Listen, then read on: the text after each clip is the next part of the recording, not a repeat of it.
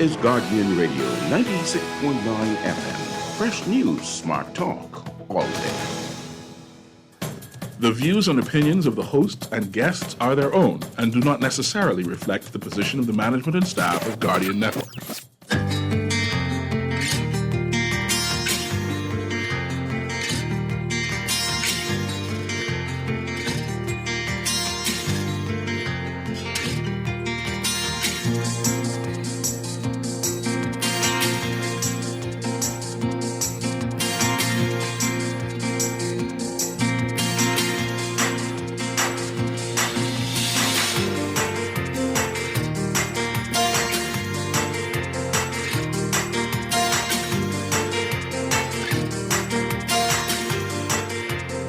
Good morning. A chaotic start, long lines, and hot weather make poll day challenges for many, and some hiccups as national figures were among the first to vote in the advance poll yesterday.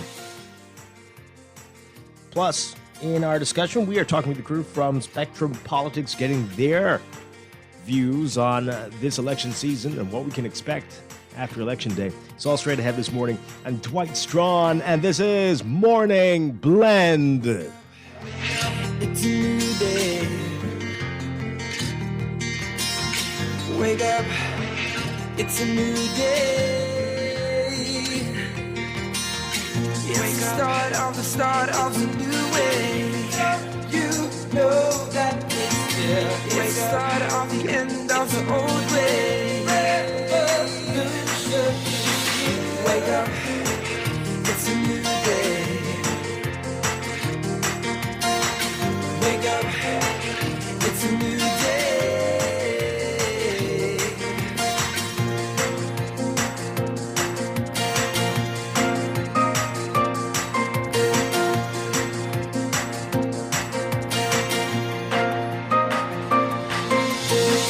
Wake up. Good morning again, Bahamas. It is Friday, September 10th, 2021. This is Morning Blend on Guardian Radio 96.9. Again, I'm Dwight Strachan. In a moment, Stephen Hanna will be joining us. Also this morning, coming up in Morning Blend Business, we're going to be talking about people with disabilities in the workplace and the challenges that many with disabilities face when trying to do something that we regard as being simple as trying to cast a ballot on an election day. We're getting into all of that this morning. But first, it's time for the overnight, the latest breaking news from while we're sleeping, and the top national and international headlines this morning.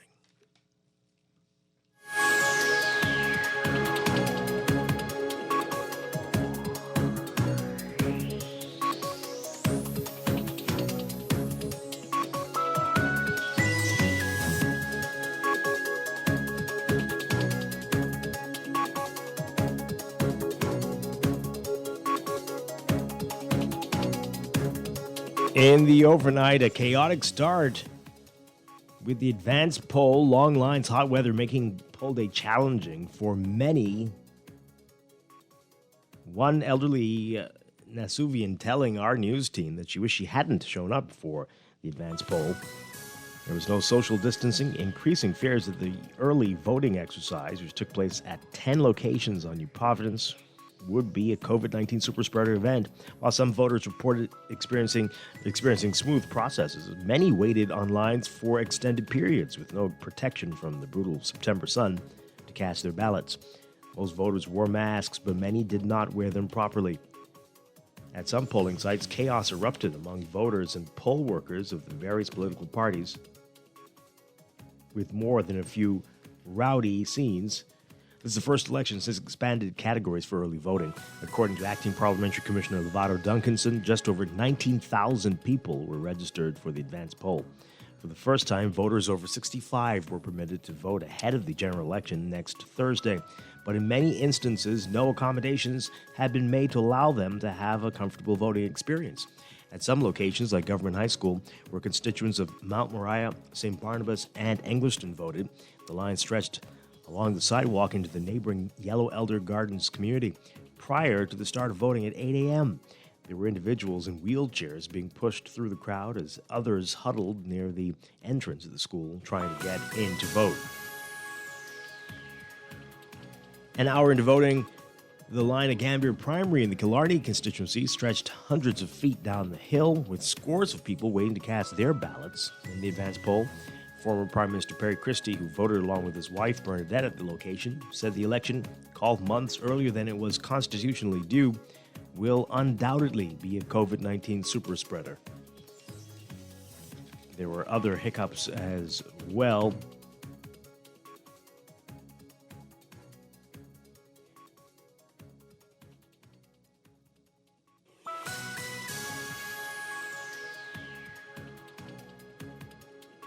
Former Prime Minister Hubert Ingram, speaking to reporters, saying that he had been approved to vote in the advance poll, but was told in error that his name was not on the list to vote yesterday. He was later informed that his name was on the list and was allowed to come back with his wife later in the day to vote. Meanwhile, for Grand Bahama, for the most parts, it was a smooth process. At the break of dawn, dozens of registered advance poll voters were already lined up outside St. George's High School, eager to cast their ballots ahead of the September 16th general election. PLP leader Philip Davis saying many young Bahamians were deliberately excluded from the voting process by the Prime Minister's decision to call that early election. He says, quote, "Everywhere I go, and it doesn't matter where, if I'm in over the hill or in Sensal or Crooked Island or South Eleuthera, everywhere I go, young Bahamians are telling me I want to vote, but I didn't have time to register." Dave is also saying the country's in the worst position at this time in the pandemic.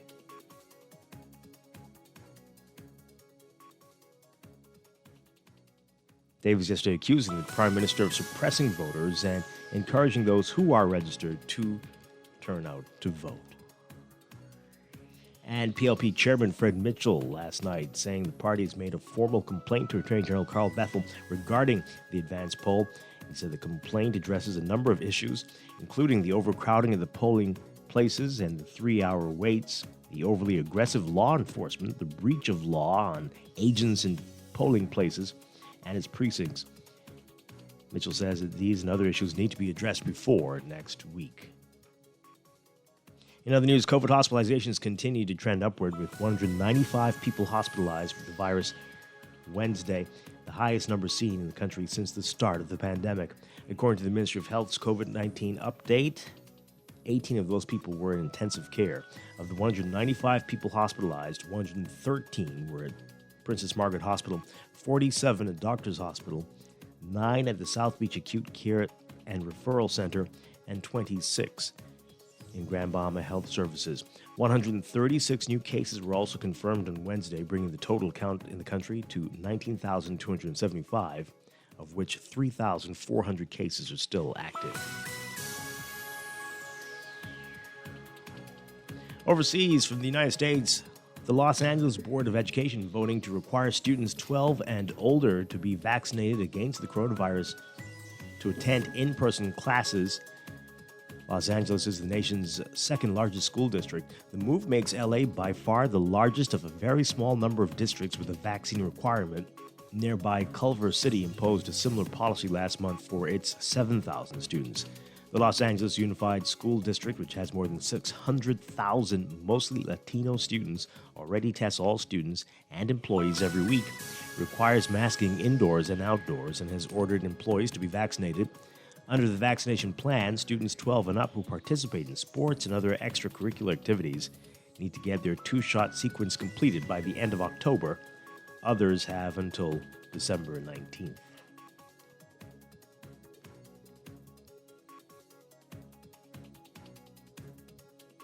And more from the U.S., the Justice Department suing Texas over new state law that bans most abortions, arguing that it was enacted in open defiance of the Constitution.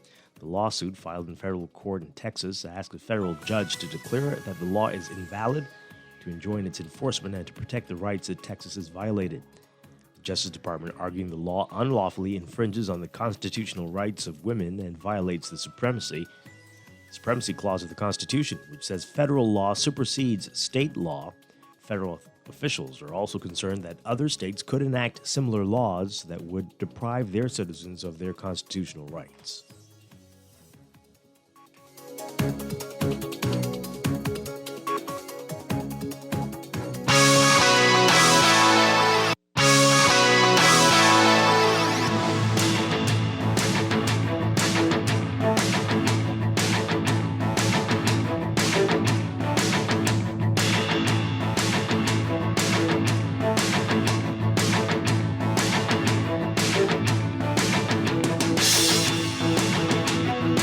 In sports, for the second year in a row, due to the advent of COVID-19, the school year will start with no after-school sports in the Bahamas.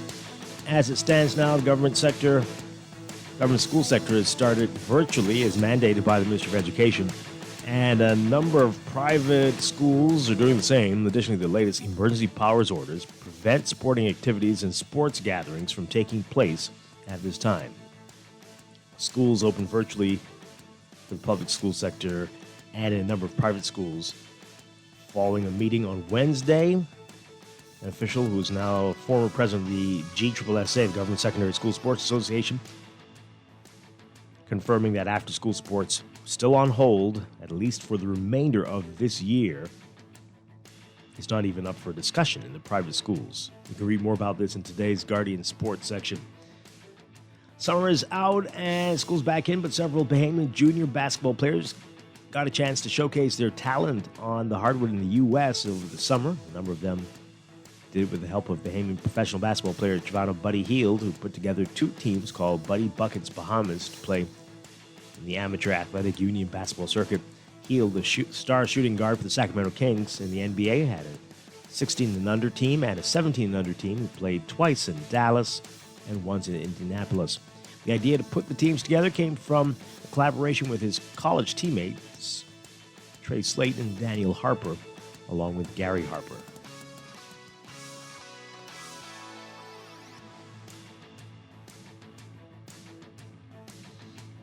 That's sports, and that's the overnight. Time for your first look at weather.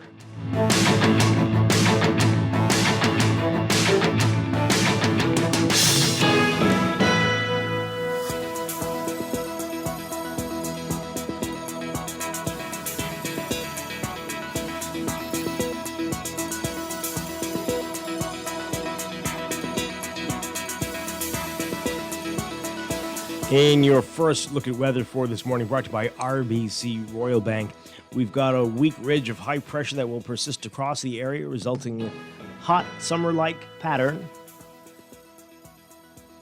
with gentle winds across the islands. Also, swells generated by Hurricane Larry will continue to affect the islands today. Boaters should remain alert due to possible waterspout and funnel cloud activity, and beachgoers should exercise caution due to the risk of rip currents along East Coast beaches. Everybody's being advised to limit outdoor activities and to remain hydrated, as heat indices will continue to be in the triple digits. For all areas today, we're expecting partly to mostly sunny and hot conditions with a chance of isolated showers and thunderstorms, turning fair and mild tonight with a stray shower or two possible. Gusty winds and higher seas can be expected in showers and thunderstorms. Winds variable at 10 knots or less, occasionally east to southeast at 10 knots. Seas 1 to 3 feet near shore, but up to 6 feet offshore in the northeastern islands. Easterly swells expected again along Atlantic exposed shorelines. High temperatures getting up to around 93 Fahrenheit, 34 Celsius. Overnight lows tonight getting down to 75 Fahrenheit, 24 Celsius. Again today, we're expecting the heat index to make it feel a lot hotter. We'll be in the triple digits once more. That's your first look at weather this morning. We'll have an extended outlook and a look at the tropics coming up after traffic in just a bit. The first look at weather brought to you by RBC Royal Bank. RBC wishing to advise clients that their Carmichael Road branch has relocated to the Southwest Plaza. RBC looks forward to serving you with their full suite of financial products at the new RBC branch of the future, Monday to Saturday. Again, RBC relocating the Carmichael Road branch to the Southwest Plaza.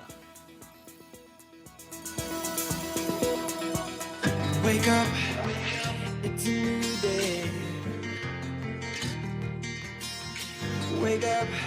You're listening to Morning Blend. When we come back, we're discussing the day's top stories right here on Guardian Radio 96.9. Your home for fresh news and smart talk all day. It started off the end of the old way. Wake up, it's a new day. Wake up, it's a new day.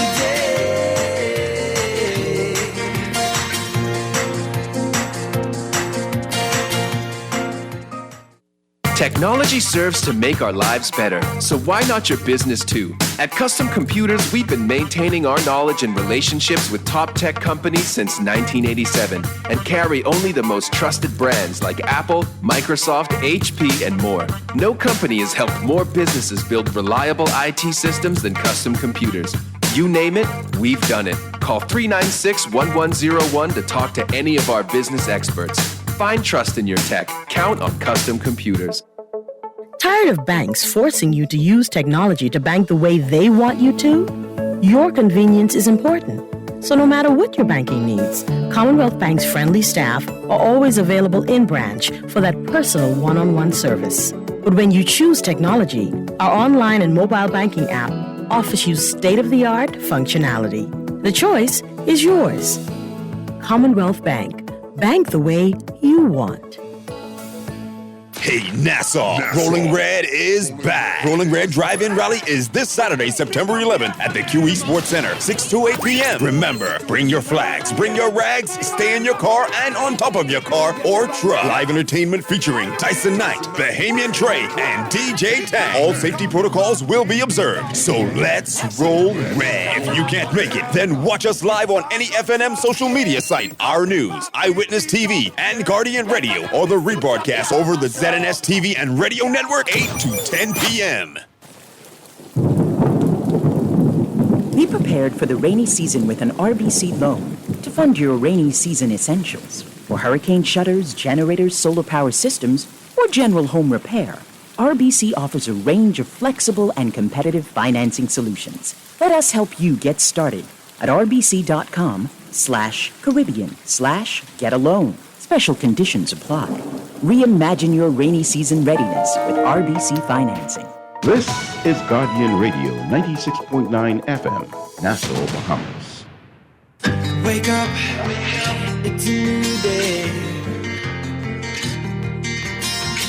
Wake up, it's a new day. It's the start of a new way. You know that it's the start of the end of the old way. Wake up, it's a new day. Wake up, it's a new day.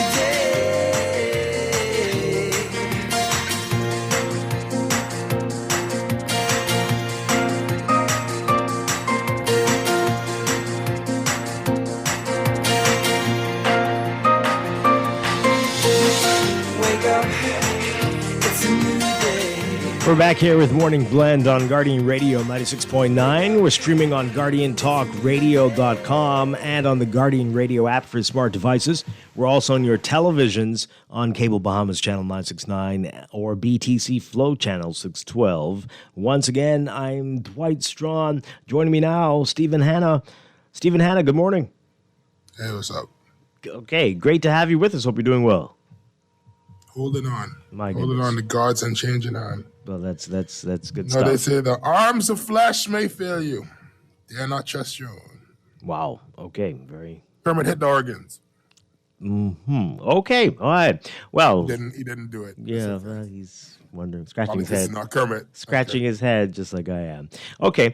Well, hey. It's always a pleasure, and we have a lot to talk about this morning, a lot going on. You can join the conversation as well, folks, on Twitter at MorningBlend969 or Facebook, facebook.com/MorningBlend969. Email us, morningblend@nascard.com, or you can text us on the Guardian Radio text line, powered by BTC, 422-4796, standard text rate supply. Coming up this morning, we've got more weather and traffic. And in our next hour, we're going to start a conversation with Spectrum Politics. The three members of that team will be here to talk about their perspectives on this campaign season and what we can expect Election Day and afterward. We'll talk to them. Then later in business, we're going to be talking about people with disabilities and how they function in the workplace in this country, and how much of a challenge a day like yesterday, Advance Poll Day, and next week, the General Election Day, can be for people with disabilities, especially in light of COVID and the pandemic and how that's changing things. All of that coming up. So quite a bit to get to, but let's begin with what's in the news.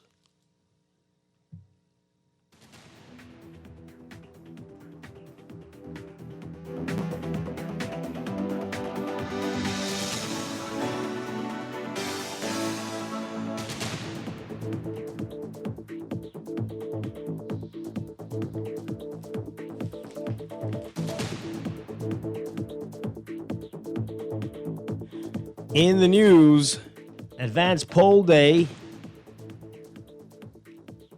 a chaotic start. That's the headline in the Nassau Guardian. Long lines, hot weather, making poll day challenging for many. You've seen the videos, I'm sure. You've seen the photos. It didn't look pleasant. We could see from very early that it was going to be challenging based on the number of vehicles that were out on the streets and in front of the polling stations. And so we had long lines of people trying to vote and long lines of supporters. And super spread is the only word that keeps coming to my mind, right? But hey, then there were other hiccups, people who say their names weren't on the list, or just confusion about where to go. And we've got multiple reports for you. You can hear exactly what happened for yourself. Let's begin with our Jillian Gray, who was at one of the stations, one of the polling centers where things were getting a little heated and uncomfortable for many. Take a listen to this report. It was a kaleidoscope of red, yellow, green, and black as supporters of the various parties stood shoulder to shoulder at the gate of Anatole Rogers, confused as to how many representatives were to be let inside. Told them what was agreed upon by the parliamentary registrar on every party representative, which was that one person, because of this COVID emergency dispensation that we're in, would be in from each party. And they all understood that, and then things started to move smoothly. When Chief Superintendent Hines quelled that problem, another one arose. Who would be the first in the gate to cast their ballot? The elderly and disabled were packed like sardines, and the pushing and shoving even caused one woman to hyperventilate.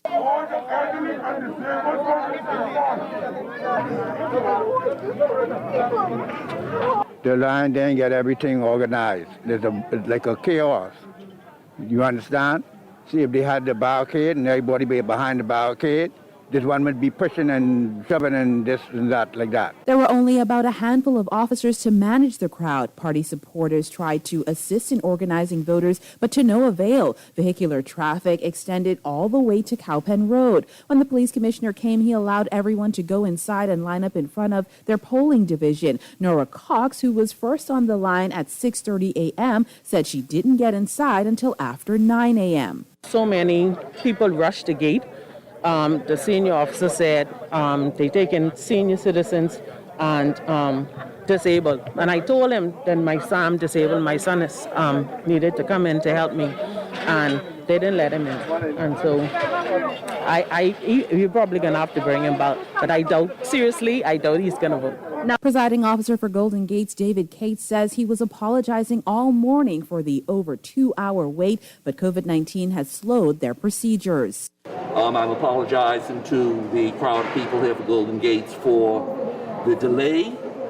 But inside the polling division, we are taking maybe 1 or 2 people at a time instead of a larger number of people because of the threat of the disease. While opening the gates solved the traffic problem, the sheer number of people casting in that constituency caused lines to bob and weave throughout the school. I'd like to see they should have had a different section set up for Elderly folks, we got some folks here walking with cane and they're out in the hot sun.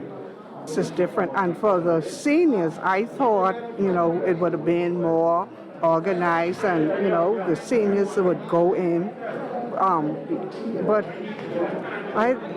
I'm disappointed. For the Guardian News Network, I'm Jillian Gray. All right.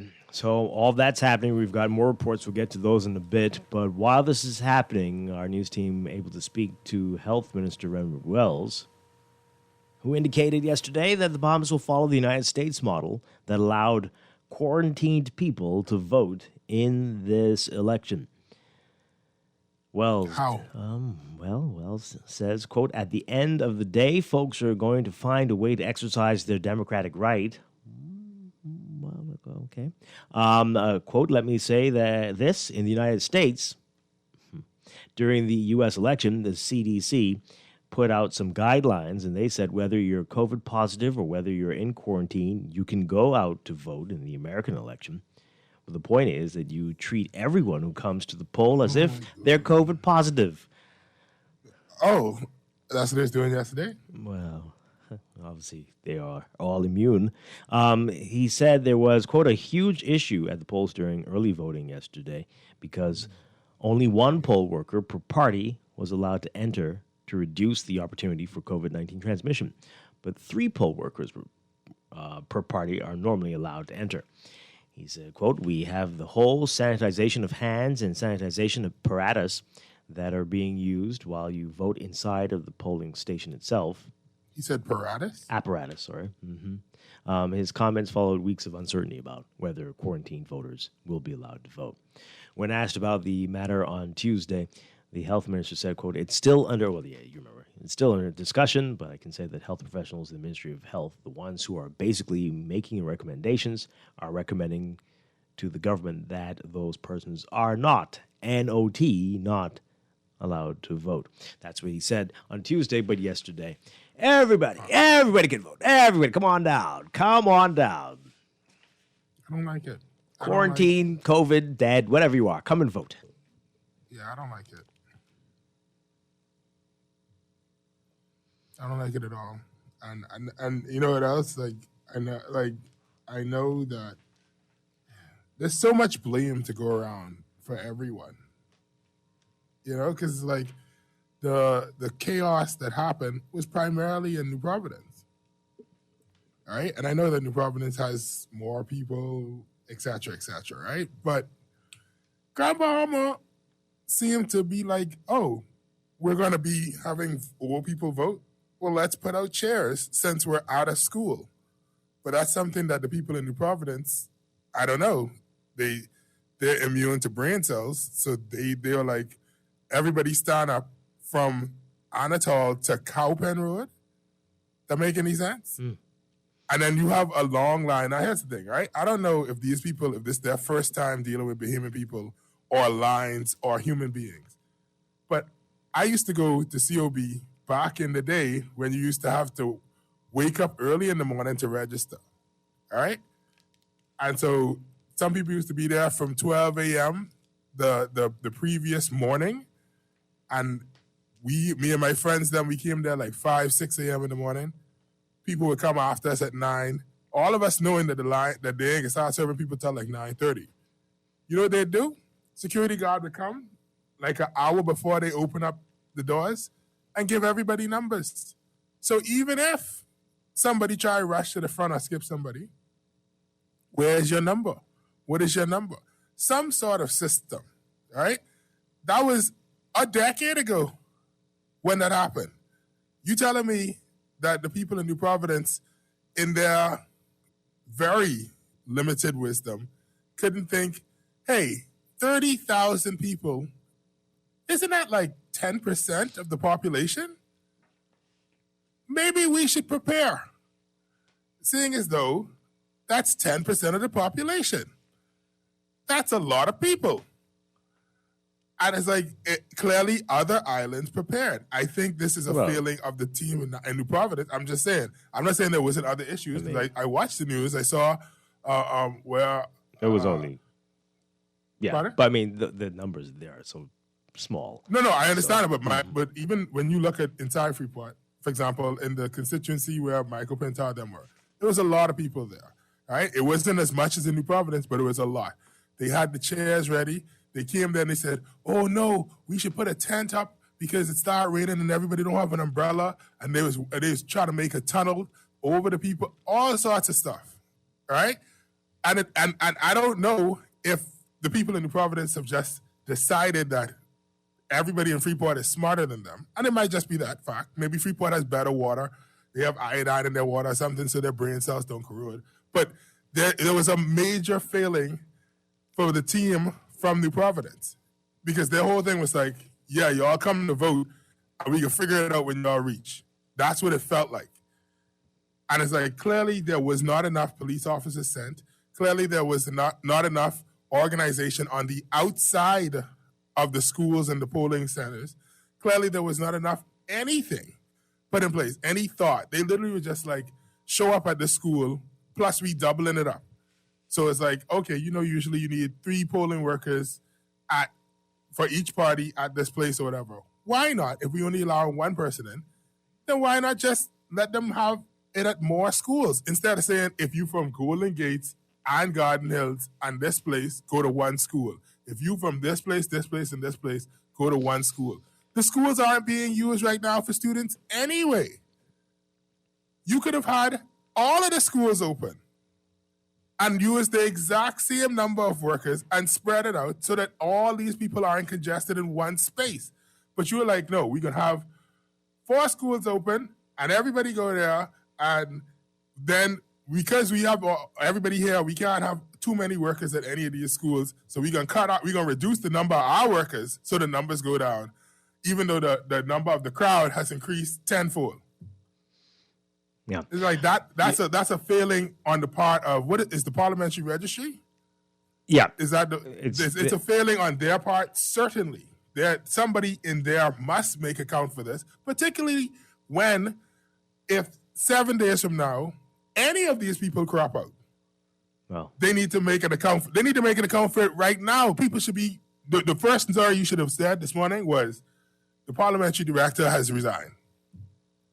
Because it's like, this is a failing on his part. This is a failing on that whole entire department's part, because clearly there was a way to do it correctly, and it happened in Freeport, and it happened in the other islands. But in New Providence, they was just like, whatever, buck up, go. And it's like, you cannot take the most vulnerable people, stuff them inside a room together and say, yeah, this makes sense.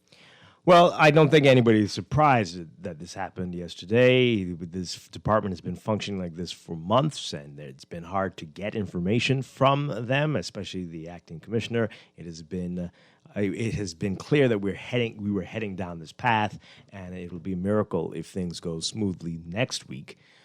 So whether it is the acting parliamentary commissioner, a lot of things better, but that's not how it works generally.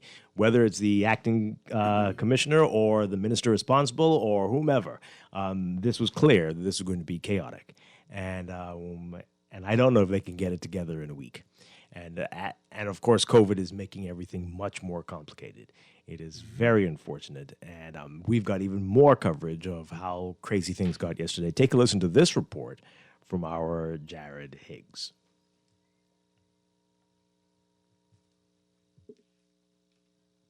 Today, I often say to my colleagues that we're dealing with a mini election here. And so you're talking about 30,000 plus voters. Long lines and the sweltering heat frustrating many voters during the advance poll.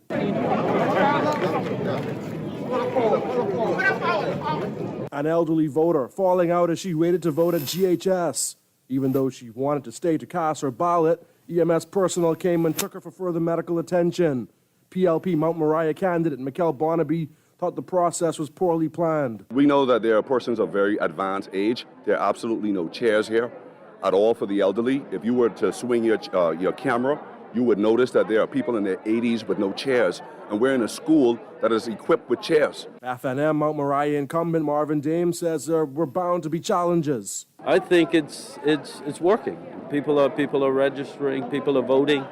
and that's what's important. Meanwhile, at C.R. Walker, I told rock a dog.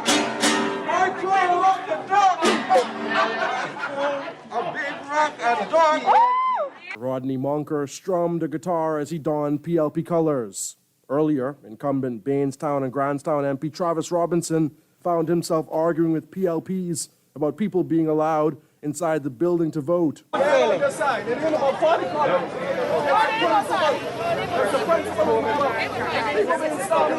There was arguing and the lack of social distancing over at Government High, too. That's the problem. People trying to jump the line. That's the problem,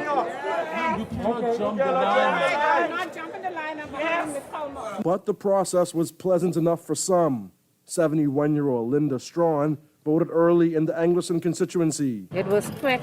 At least the line I was on, it moved pretty fast. I am happy that they had this advance voting where you don't have to mix too much with the general population. Strachan says she brought a bit of extra protection with her when she went to vote. Once you keep safe, I am fully vaccinated. For the others who don't want to get vaccinated, I am fully vaccinated and I'm trying to stay as safe as I can. Reporting for the Guardian News Network, I'm Jared Higgs. Okay. Let's hear what you have to say about all of this, folks. What are your views on how things went yesterday, and how confident are you that we will be in a better position for Thursday, General Election Day? 323-6232, 325-4316, 325-4259. Tweet us, Facebook us, text us, 422-4796. All right. Once those calls come in, let's read a few of your messages. Someone says here, I swear this has to be the Prime Minister's way of just resigning.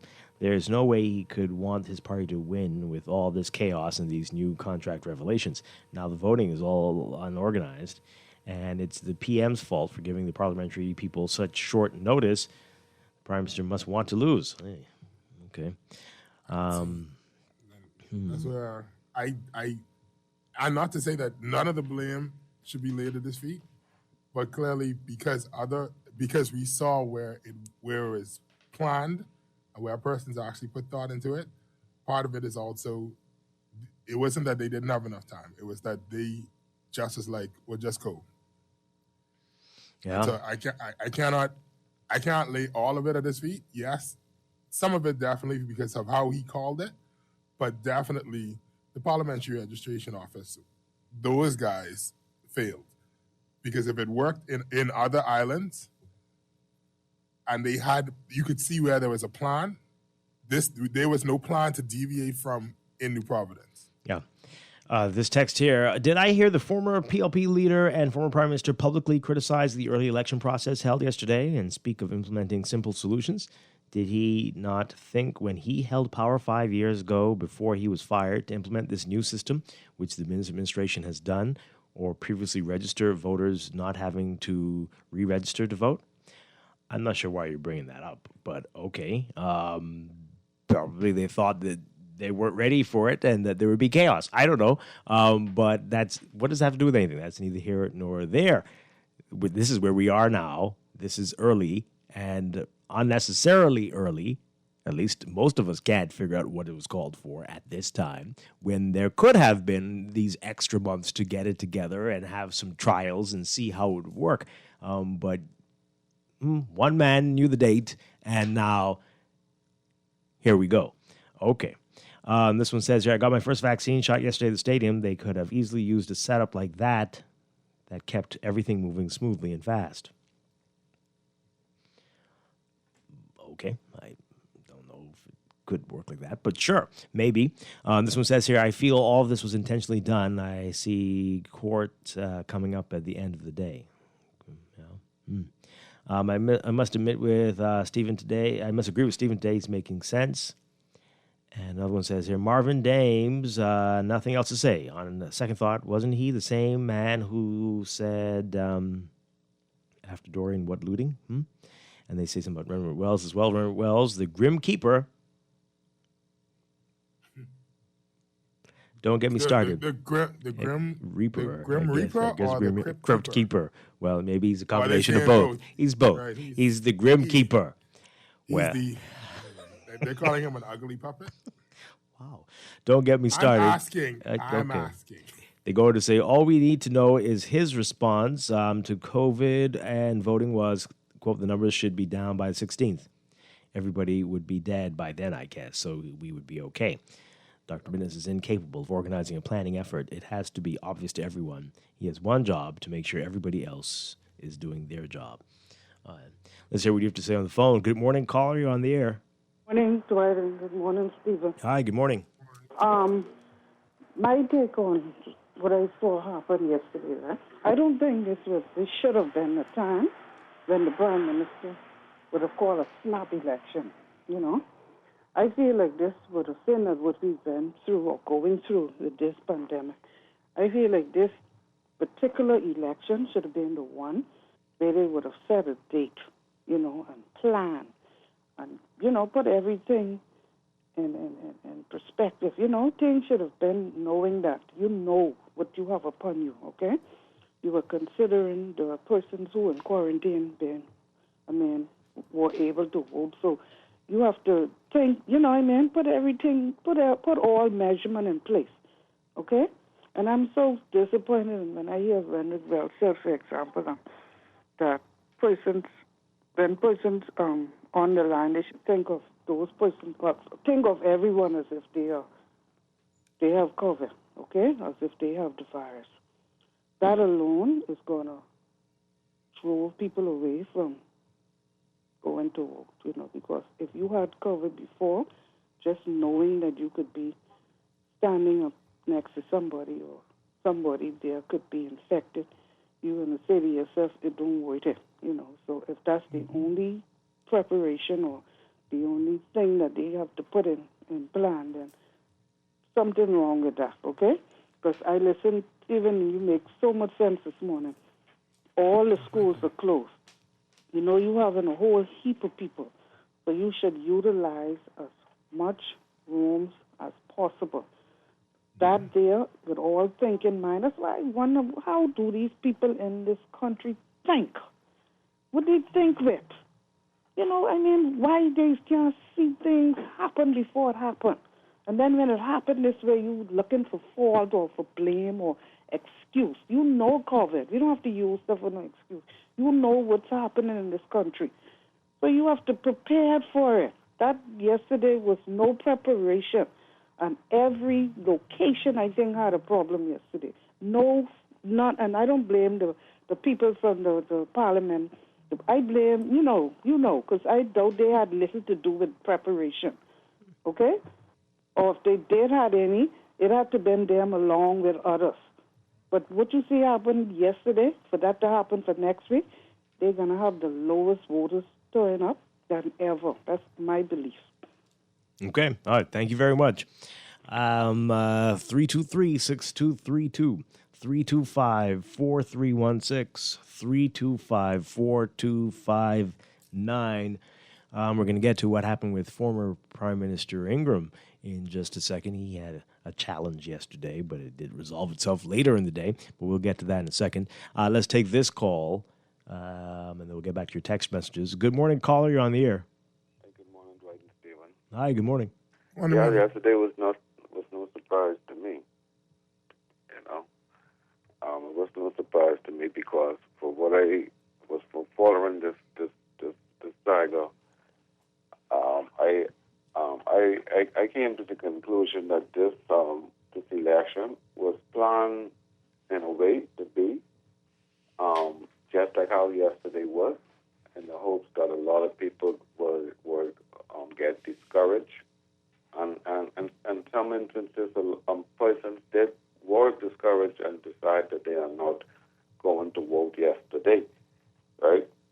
In the hopes of voting next week. But if it was 30,000 persons supposed to vote yesterday, and the greater number is going to vote on Thursday of next week, we're going to see a far greater chaotic day next week because this was actually planned, right? Because all of us know we are saying this for a little while. This is the worst part of the pandemic we have ever experienced as citizens. And then for the competent authority who was proven that he is the competent authority, he had the one point, know that this can't be the best time if I really serious about saving lives, like he keep indicating to us, right? It can't be the right time to call the general election. And then when you call the general election, right, in this type of atmosphere, you still invent a different level of trying to secure people, right? The more elderly people and disabled persons on the same line of able-bodied persons, man, it really makes no sense in this time. I mean, would you ask these people to come out there to vote early for if you wasn't prepared to cater to them for coming out there early? They might as well just wait for next week and just and jump up like everybody else. But I'm very fearful of next week, Dwight, because I know if I can be able to vote if it gets to what I saw yesterday. I don't know if I can be able to vote because, like Steven said, school closed, right?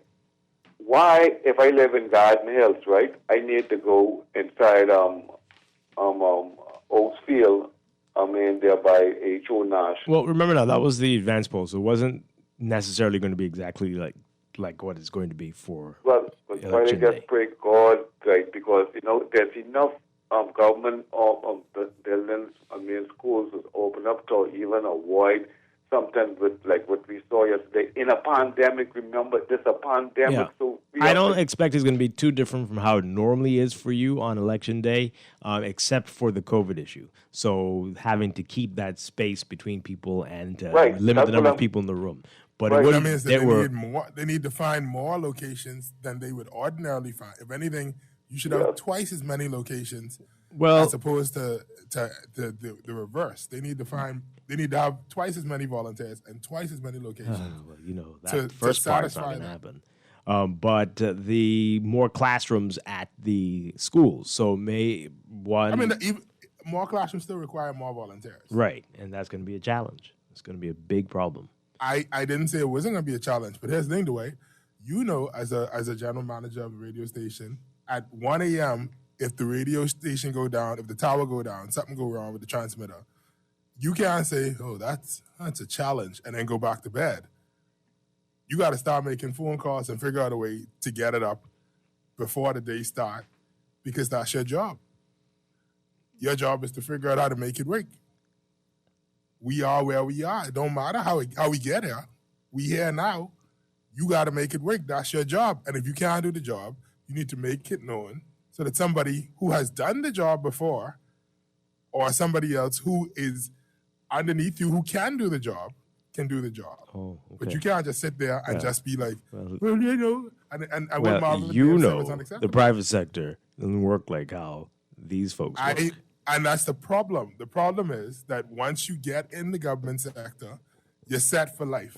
You're an MP twice, a horrible MP twice, and you got pension for the rest of your life. And your wife have half of your pension when you're dead. Okay. Right? All type of food. I'm just saying, it's unacceptable what Marvin Dame said, right? Where it's like, we're looking with our eyes at the chaos, and we are not even there.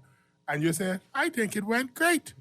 Oh, you know what it sound like? The meme with the dog inside the house on fire. Everything's fine. Yeah, this is great. We're doing great. Yeah. No, we're not. Wow. All right, let's take this call. Good morning, call. You're on the air. Good morning, Mr. Strachan. Hi, good morning. Good morning, Stephen. Mr. Strachan, we keep on asking who to blame for this mess. Mr. Strachan, who do you think you should be blamed? Who do you think you should blame? All Bahamians know the next election is supposed to be next year. I think we were preparing for next year for the next election. Okay? You call a snap election. You don't think you should put all the things in place first to make sure all the things is in place? Huh? What you see yesterday, Mr. Strachan, you don't think that can happen come Thursday morning? What difference you think will happen Thursday morning? It can be way too strong. When the other 90% come? You know? I mean, come on. I mean, the only person you can blame for this, you can't talk, but blame the people down at the office, at this one, blame this one, or blame that one. No, you got to blame the prime minister. You call a snap election. You knew you was gonna. You knew your plans. You should have been. You should have sit down and figure out how you can pull this plan off. Because this was really not thought of properly. So who you blame for this? Huh? Because a lot of people who's not gonna have a chance to vote is because they were planning for next year. So who you blaming? And every time I hear you all saying, "Oh, you all had the chance to get ready, prepare." Yes, for next year. You can't blame nobody else for this. You blame this. Because, Mr. Strachan, if you get up on Morning Blend in the morning and you don't show up to work, and everybody prepared to listen to Mr. Strachan, and you change plans, you're responsible for the Guardian. You use the manager for Guardian Radio. You could brief us and let us know the day before that, hey, there are going to be some changes in the morning blend tomorrow morning. No, this is going to happen. It's not comparable. The comparable thing would be like if Dwight decides at 6 a.m. in the morning, he doesn't feel like coming to work. He'd rather go sit on the beach. That at 6:30, will the show start without him? And yes, the answer is yes. Somebody else will step in, or pre-recording will play, but the show will go on. Right. That is one second, call up. But my point is, I'm not telling you can't blame the prime minister. You feel free to blame the prime. You can blame the prime minister, but the blame does not rest solely on him. Stephen? No, I think there's enough for everybody. There's enough for everybody. There's enough for everybody to get blamed because at the end of the day, somebody's job is still to do something. If you were to turn on Guardian Radio and there was dead air, that's not a feeling of one person. Yeah. Ultimately, the buck will stop at the prime minister's feet, right? Right. But there's a lot of people the buck got passed before that. Knowing that this ridiculous system that when we keep saying that we want to fix election day, and you send us your nasty text messages about how crazy we are and, he deserves the right to call it just like all the other prime ministers. When you know you have a system like that, you need to be ready at all times. And that has not happened, right? And this is why we're telling you it can't work like this. This doesn't make sense. Let us fix the date, and and you're always prepared and ready to go. This is garbage. This is foolishness. And this is what you get when you have a system like that. But knowing that, you need to be ready at all times. And the other thing, Dwight, I think what happened to a lot of the public is they're unaware of the failings of that department, just generally speaking, in terms of speaking to the public before the election was called, speaking to the public after the election was called. Those persons, they are aware. They didn't hear it. People had questions. They were sending us messages for months about, I've moved. What am I to do? You're asking us. We don't know because they aren't talking to us either. Right, and that's the thing. So there's a failing at that department. That department is a failure, right? And so it's like even though one can say the prime minister started this avalanche of foolishness, he's not the only ball of snow in this catastrophe. Yeah. All right. And so it's like that needs to be cleaned up. That needs to be addressed forthwith and immediately. It's terrible. Because we have a bigger day coming up, and it's going to be a huger issue, a gianter issue. Yeah. Whatever adjective you wish to use. All right. We've got a lot more calls coming in. Let's take these quickly. Good morning, caller. You're on the air. Caller, good morning. Hi. Yes, sir. Good morning, Dwight. Hi, good morning. All right. The FNM has created a fixed registry. So in terms of everybody registering or having the need to register, that was a good fix. So those that were not registered, that went on them because the prime minister could call an early election after 1 year of being in power. Remember how early Penland called an early election? You see? And as well as the excuse of not having chairs, right? Come on, man. The chairs are right there. You see, so they could have got the chairs at any time. And I figure yesterday was just a protest, another protest. You see, and next week Thursday, that's not going to be the same they did this and they did this happen. No, people are going to go in there and they're just going to do what they got to do. It's not going to be an issue. You see, and I feel like everybody's responsible for what happened because before the Prime Minister called an election, there was no chatter about the conditions of an election and the things necessary to be done. That's including all parts of government, the upper floor, the lower floor, the judiciary, both the media. Stop. You keep saying this. You keep doing that. What do you mean? Social media. People have been concerned. Why do you keep saying those things? You know that is not true.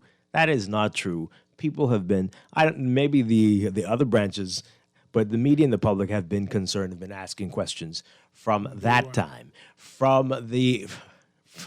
Come on, stop it. And we've not been able to get the answers. We've not been able to access to nobody. If the acting commissioner is camera shy or microphone shy, that's fine. Hire someone to be a communications officer, to be a PR person, somebody to come and talk to the public. People were sending us the craziest questions. How would we know this?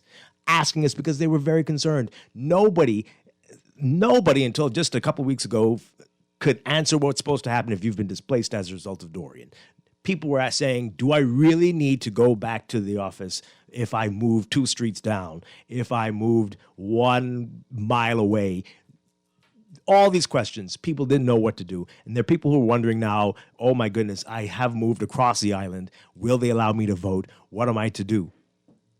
And you know what's going to happen, right? Like, this is going to be, if nobody calls, if nobody says we're taking it to election court, I would be confused because you have the prime opportunity.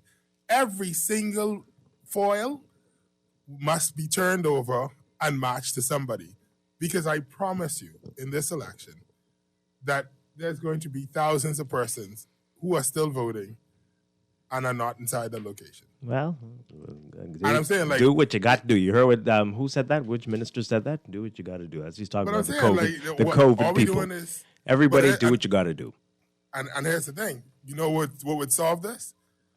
If we were voting for a president or the executive or the head of state, as opposed to this bastardized version of the Westminster system, because we've agreed that nobody is voting for their MP. At this point, I don't care if you're in Fox Hill. I don't care if you're in Angliston. I don't care if you're in Golden Gates. I don't care if you're in Garden Hills. People don't know the names. I don't care if you're in Mike Kyle. That's why there's so much. Nobody is voting for their MP. So much stink about is voting for Minnis or Davis. Yeah. That's it. That's why there's so much stink about the symbols, because, my gosh, I don't know these names, but there better be the symbol because I won't know who it is I want to vote for. Oh, if you want somebody to lose, exactly, because then suddenly, all of a sudden, be like, well, who is this folks boy? I never heard about him before. Why are you doing that? That's the incumbent. Why do you have to pick on people like this? Listen, this is the last time you ever had a man name. You can never have him again. Steven. Let's Sorry, I had to look at the paper. That's not cool. Please. Let's take this call. Good morning, call. You're on the air. Morning. How are you this morning? Doing well. Okay, sir. Gentlemen. Sorry. Stephen, too. Good morning, gentlemen. All right. Here's what I just want to make the public and you all aware of what happened in the Pinewood Gardens constituency advance poll yesterday afternoon. Okay, at the location of Sadie Curtis Primary School, there were 3 constituencies that voted: Pinewood Gardens, Seabreeze, and Nassau Village. Now, the returning officer for Pinewood Gardens constituency is a senior civil servant. Okay, he is a permanent secretary. However, with the greatest respect, the gentleman is out of his element, out of his league. Okay. He has no idea as to the electoral process in the Bahamas. We don't need to do this, that, like that. Now, let's not pick on people. But what you had any issues? Here's the issues. Here's the issue which caused all of this controversy last night. Why all of the press had to come down to the Sadie Curtis Primary School. When you at the end, when you close a polling station, all used ballots, all cast ballots, are supposed to be placed in an envelope which is sealed and signed by all electoral observers for the respective candidates, and also signed by the presiding officer. This was not done.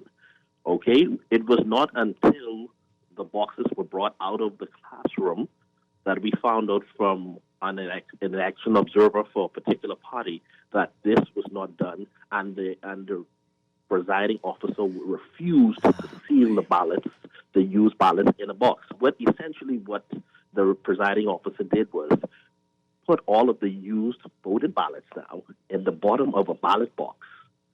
Then he proceeded to put all of the other electoral instruments on top of it, and then closed the box up and put a lock on it. I mean, this is 2021. We're at a very crucial time in our country's democracy. And the process, which has been done from time immemorial, with the sealing of ballots in envelopes and the sealing of the outside of the opening of the ballot box, was not done. And this is what caused protests by all of the candidates for the four parties represented for Pinewood. Wow. Okay? Here's the issue. You make an appeal to the returning officer. In this instance, this same presiding officer is the returning officer. Okay? So all of the candidates and their agents were in uproar, and all candidates collectively made different calls to the parliamentary registration, whether to the commissioner or the deputy commissioner. Okay? So at about 8:30, the returning officer decided that after protests from all four candidates, that we would go back into a classroom, recount the ballots to ensure that everything is in order, and then seal it properly. Whereas this should have happened from 6:30, 7 o'clock. Okay? The government is clearly trying to do some skullduggery. Okay? This is the government is in charge. Well, 4 years ago, when the wheels were the other way, they tried to make claims against the former administration. Something is wrong, okay? Because they even have this foolishness where they do not want election observers to escort the ballot boxes again, which is another time memorial tradition. Okay, you don't want 4 people to go on a jitney that takes 20 people every day, whereas you wanted 10 people to sit in a classroom to watch people vote. All right, thank you very much. We got to confirm some of that stuff there, but that's a thing that's been floating around on social media. I've seen videos from 2 different locations and so my question once again, if the parliamentary registration office was easily accessible, they could answer these questions. If during an advance poll, is it that you don't seal it? Because apparently that happened in Angliston, and the police had to hold back a guy because he was so upset about it. And it also happened at Sadie Curtis, and it's like, I've seen that from yesterday evening, and it's like nobody who was there from any of the parties seemed to be aware that this is how they do it, and so clearly there's either this is not how they do it, and something is wrong with this, or that they haven't informed them. But it's like, once again, this is that. You can't put that at the feet of one person. That's a whole department's failure. Yeah. What is the procedure? Are you following the procedure? Yeah. That's the 2 questions that need to be answered. That's it. All right, let's get these calls, and I want to get that piece in about what happened with former Prime Minister Ingram. But caller, good morning. You're on the air. Yes, thank you. Good morning, gentlemen. Hi, good morning. Morning. It seems as though some standardization is needed. We had a trial run yesterday, and as far as reported, the trial run didn't go so well. And so we have a fair for next week. And I know the numbers, not just the participants will be more, but the persons who are engaged to assist in the process also need to be more. Usually in the regular general election, there is shortage of manpower, even among political observers. And so I don't know how it will go on. But I want to make up a suggestion regarding persons who are with COVID positive and those who are quarantined. I believe everyone still should have an opportunity to vote. I want to also know what will be the requirement in terms of time off from work for voting, because I usually it should be 2 hours, but I don't know what has been announced for this time around.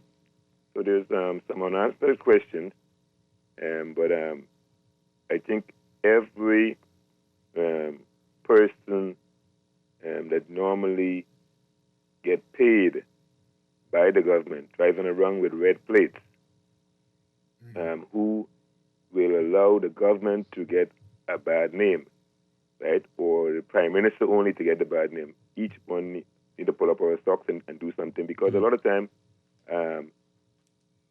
people are afraid to, like for example, the situation with the chairs. You don't need to wait from a senior person to tell you take a chair out. So people need to think on their feet and get things done. Okay, thank you very much.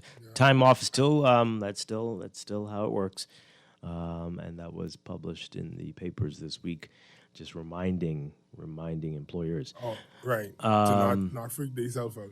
Yeah, let's take this call. I don't know if people get But I agree work with gets the done caller on that sometimes like you see an 80-year-old standing up in the hot sun and you have a classroom full of chairs.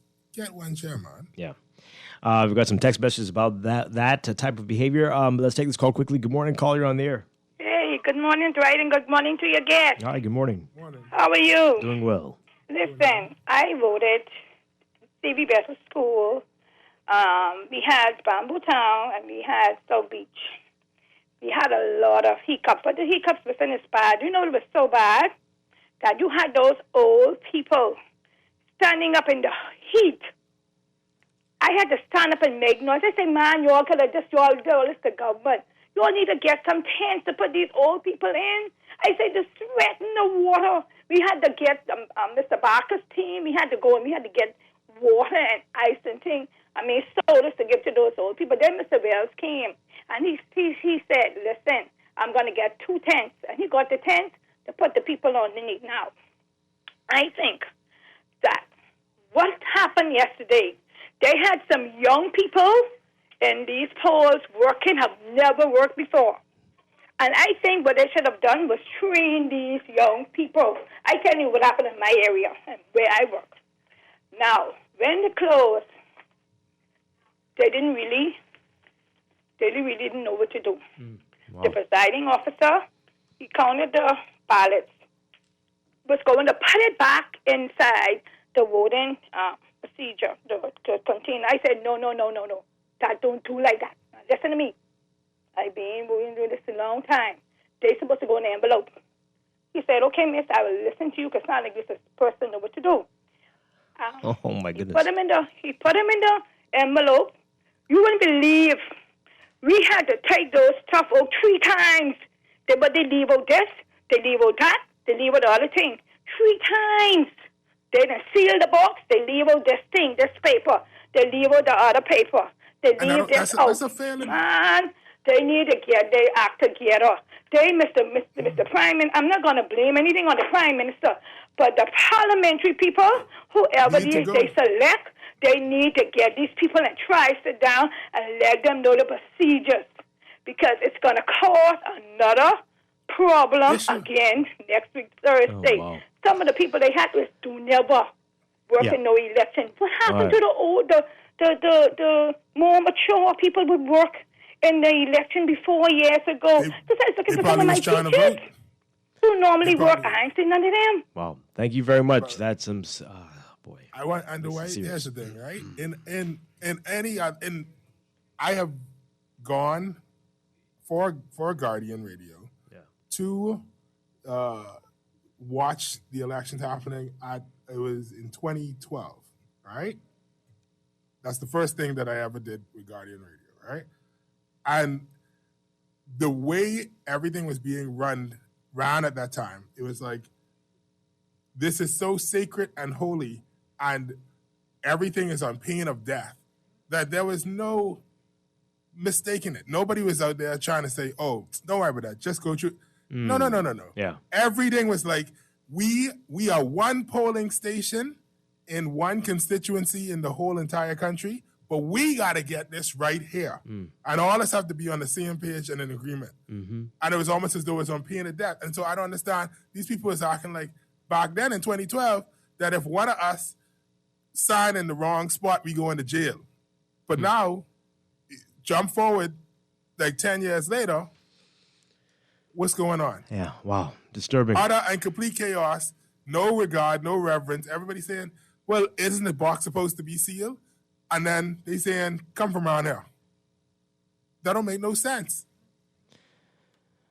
Help me understand. Very scary. Very scary. Right. Wow. Okay. In any other place in the world, people would be like, we got to stop right now. We got to figure out what's going on. Absolutely. This is not good, and I don't think they're going to get it together by Thursday, folks. This is very frightening, right? This is frightening. Okay, let's read some more of your messages here. This person says, okay, we were talking about blaming whomever, but why aren't we blaming ourselves for the, I'm going to edit this, poor behaviors we saw displayed yesterday? We simply do not know how to conduct ourselves. We are not courteous on the streets, and we see the same actions in lines trying to vote. It is us. We are like untrained animals. Another one. Please read my text. Stephen is correct, but as you all, is that what they're trying to say? You all always only state issues on the authority side. What about the low IQ Bahamians? Huh? What now? Who always act like without civility? If this were China, Japan, or England, the people would line up like humans and act like and would not act like a bunch of wildebeest. Well, first of all, boy. in China they don't vote. So what you talking about?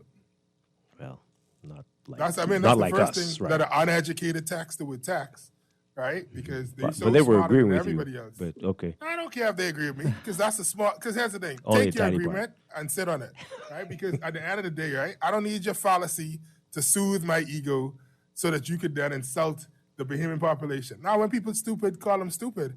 But in this situation, if you watch the news, if you watch any video, if you look at any photo from yesterday, you will know that the issue wasn't an 85-year-old woman, right? That she too slow to know how our line work.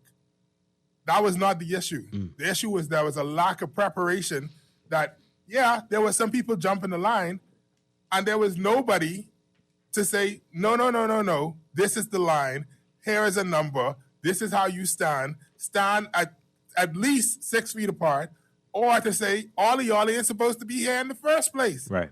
Why all us at C.R. Walker? It's a million schools.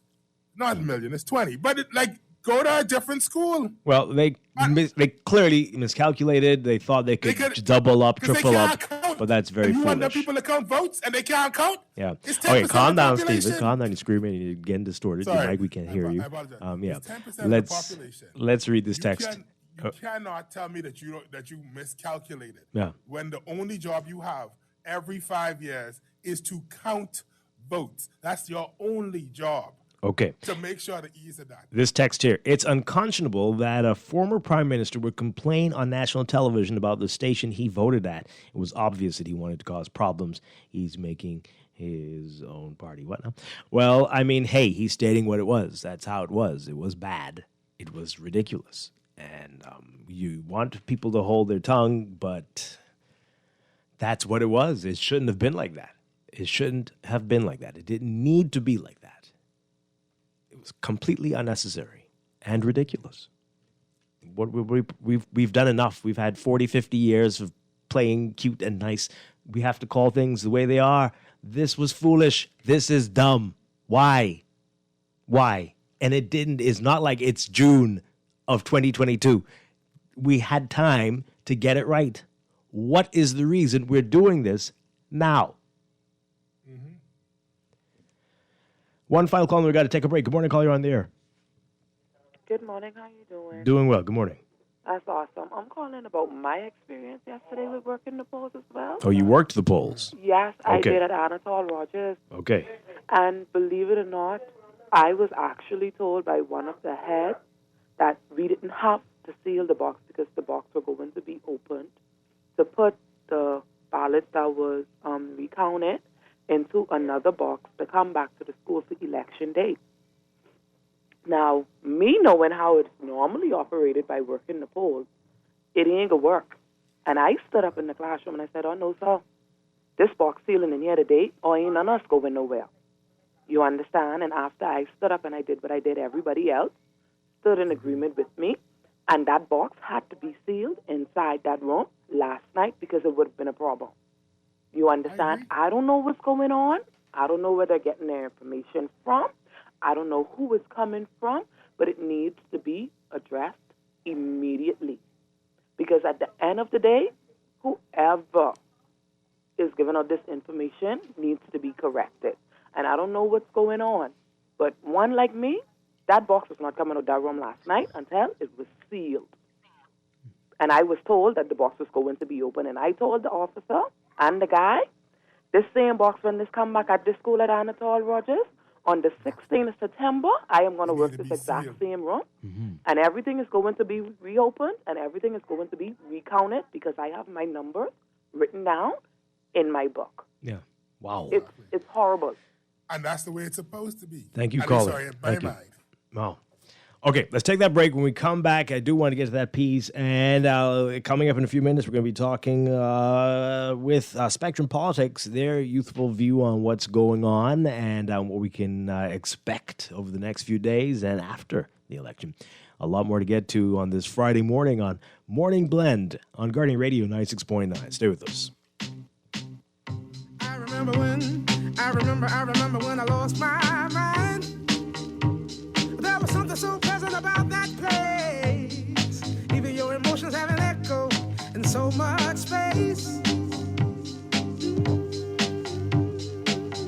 And when you're out there without care, yeah, I was out of touch. But it wasn't because I didn't know enough.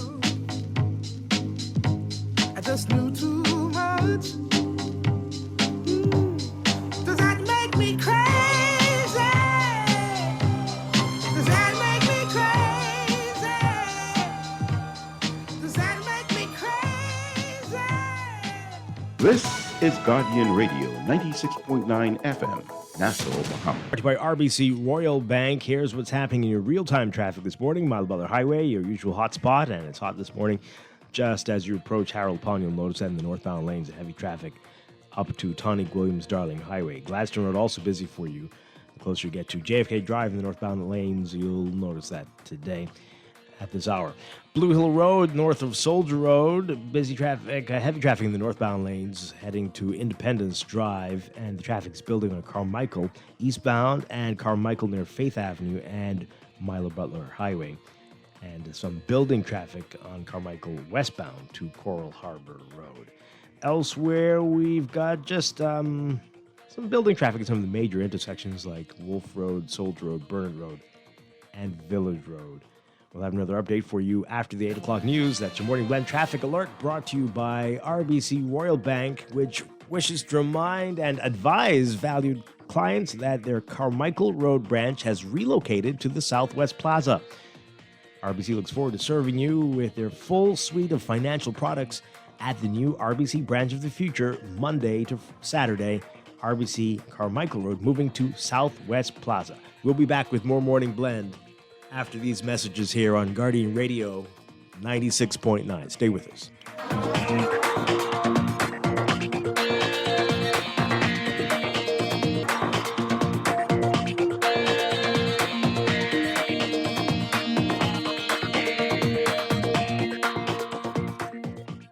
Breakfast just got better at Wendy's. Introducing the Breakfast Biggie Bag. Enjoy a double sausage muffin with 2 square sausage patties, a freshly cracked egg, and cheese served on a toasted English muffin, a medium waffle fries, and an orange juice for only $5.25, VAT inclusive. Add an apple pie for just $1 more. Say what? At Wendy's, better breakfast is all day. Offers valid in participating locations. Wendy's, different inside and out. Here's a question. What kind of doctor fights with healthcare workers during a pandemic and fails to provide enough testing or to make it free? What kind of doctor invests millions on sidewalks instead of hospitals, then allows patients to be treated in tents during hurricane season? What kind of doctor calls a snap election during our country's worst COVID surge? The answer is pretty clear. The kind of doctor who can't fix a crisis and shouldn't be given 5 more years.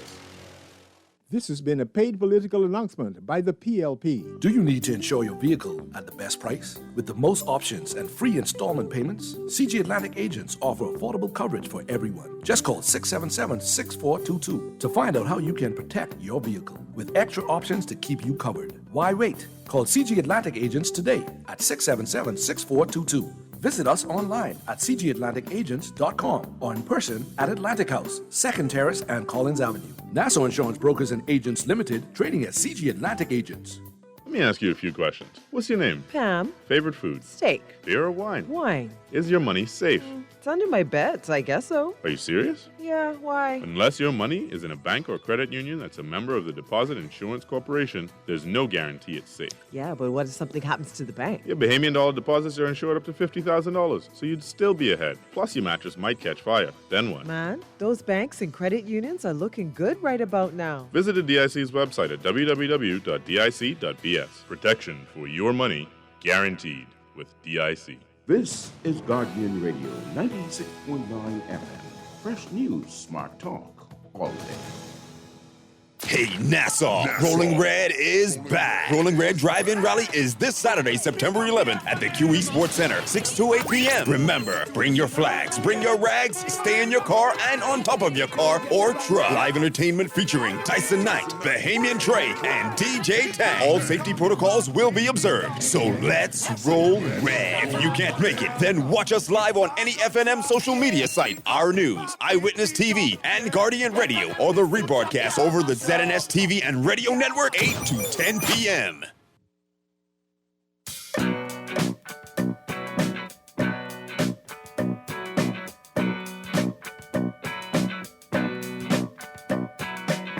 Time was drifting, this rocket got to roll. So I hit the road and made my getaway. Restless feeling really got a hold. I started searching for a better way. And I kept on looking for a sign in the middle of the night. But I couldn't see the light. No, I couldn't see the light. I kept on looking for a way to take me through the night.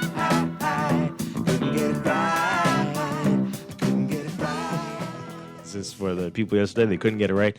Oh, man, that's very sad.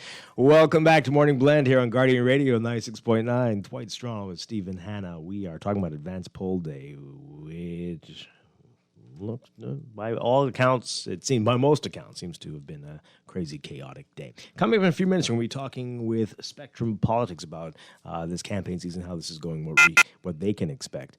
What they're expecting to come out of this. Want to get to this piece. We'll get to that call in just a second. Just want to get to what happened to former Prime Minister Ingram yesterday and what likely happened to quite a few people yesterday as well.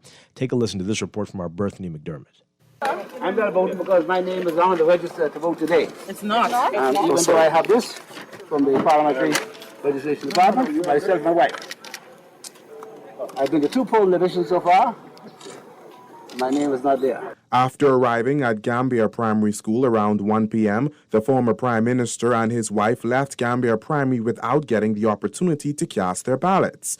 3 hours later, the Ingrams returned after officials reached out and explained that there was a glitch. We were then advised that our names were on the list, and the Parliamentary Commissioner called me, apologized for the error, and I said I would come back and vote today. Despite the blunder, Ingram explained why he saw it important to vote in the advance poll. Your name is on the list for today, and you don't vote today, they then have to take your cards, your counterfoil, put it back in the register for next week, in the box for next week, and put your name back on the register. There's lots of opportunity for errors to be made if that happens. Ingram, who served as Prime Minister for 3 non-consecutive terms, joined thousands of Bahamians who voted in the advance poll. At some polling stations, constituents piled up outside with little social distancing. While he described his experience as smooth, the former North Abaco MP said more could have been done to improve operations. I think that the authorities ought to do a better job at ensuring that there is social distancing that there are adequate number of polling stations so that large numbers of people don't have to be crowded at one place, that there are people outside who are able to tell you you are to go to polling division number 5, and that's situated over here or over there, etc. I think there's much that could be done to improve the flow of voters if the authorities would take those basic steps. Reporting for the Guardian News Network, I'm Berthany McDermott.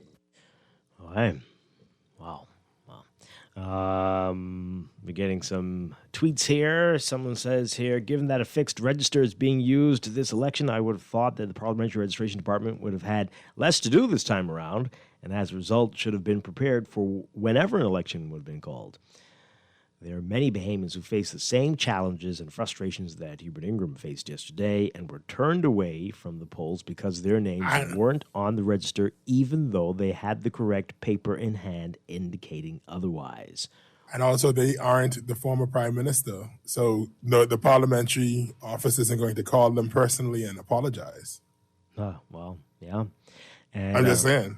This is very sad. And this one says, while yesterday had its challenges, I was very impressed by the civility and kindness demonstrated by the major parties, especially CV Bethel, who went out of their way to accommodate the elderly and disabled, no matter their party affiliation. Well, let's see what these callers have to say. Good morning, caller. You're on the air. Are you there? Okay, call us back. 323-6232, 325-4316. 325-4259. Tweet us, Facebook us, text us, 422-4796. Let's take that call, and then we'll get back to your messages. Good morning, caller. You're on the air. Good morning, Dwight. Good morning, Stephen. Hi, good morning. With both of you this morning. Hi. Dwight, thanks for this opportunity to express my sentiments on the advance poll yesterday. Of course, I was a poll worker at Sadie Curtis, polling divisions 7 through 12 for Seabreeze. And I must say that I'm very much impressed with the presiding officer. I must give them credit and kudos this morning for the excellent work and execution that they did in their duties. I would like to call them up by name very quickly. Our presiding officer, Roll, and Mr. Turner. Exceptional job. The process with us was very smooth, efficient. We had no glitches. We had a few persons that actually showed up there for the advance poll who did not get the permission to vote yesterday, but was encouraged to return on the 16th. But the whole entire process in the room, the atmosphere was really very professional. The observers, we assisted each other with if you miss a name or a voter's card number or something, we actually cooperated with each other. But we had no issues at all in Seabreeze polling division 7 through 12. And I must congratulate. I mean, I'm hearing the horrid stories on what happened at other locations, and indeed what happened in Pinewood at Sadie Curtis. But for us, we did not have any of those issues. So okay. I must give credit and congratulations for our officers and the other officials who actually dealt with our polling division. Oh, that is excellent. All right, wonderful stuff. Thank you very much. All right, let's take this call. Good morning, caller. You are okay. Text messages here. This person says, this election will be the greatest heist ever. Whoa, the plan is clear and concise that the government's only motive is to steal the election. Yesterday, in one word, was a travesty. Well, okay. I want you to know, Dwight, no matter who wins this election, I already tell somebody it's going to be an asterisk next to their name. Because there's too many issues with the entirety of this election that anybody could say with free and clear conscience that whoever win, that it ain't that all those votes are rightfully theirs. And that's just how it's going to be across the board. Whoever win, it's going to be an asterisk next to them. Yeah, wow. Another one here. With the scoffing multitude was calling for the bell to ring. Well, now you have it. I'm definitely not voting, just not worth it, and I don't really care. Okay, thank you for that. What a mess, what a mess. A new parliamentary commission and a snap election recipe for disaster. I'm not a supporter of either party, so my comment is unbiased. As an objective onlooker, it appears that the current administration couldn't do anything right, and after being threatened to be voted out next May, the opportunity is being given 8 months earlier. Perhaps he's trying to ensure that the promise of being voted out is kept, and another party is given an opportunity to address the issues that we currently face, including COVID. It's said with a lot of civility. Yeah, okay. Just so you know, everyone's been asking about it. We got to go to the news. But the OAS will send a team of observers here for the election that's happening in addition to the Commonwealth team we told you about yesterday. All right, we'll be back after the news. Stay with us.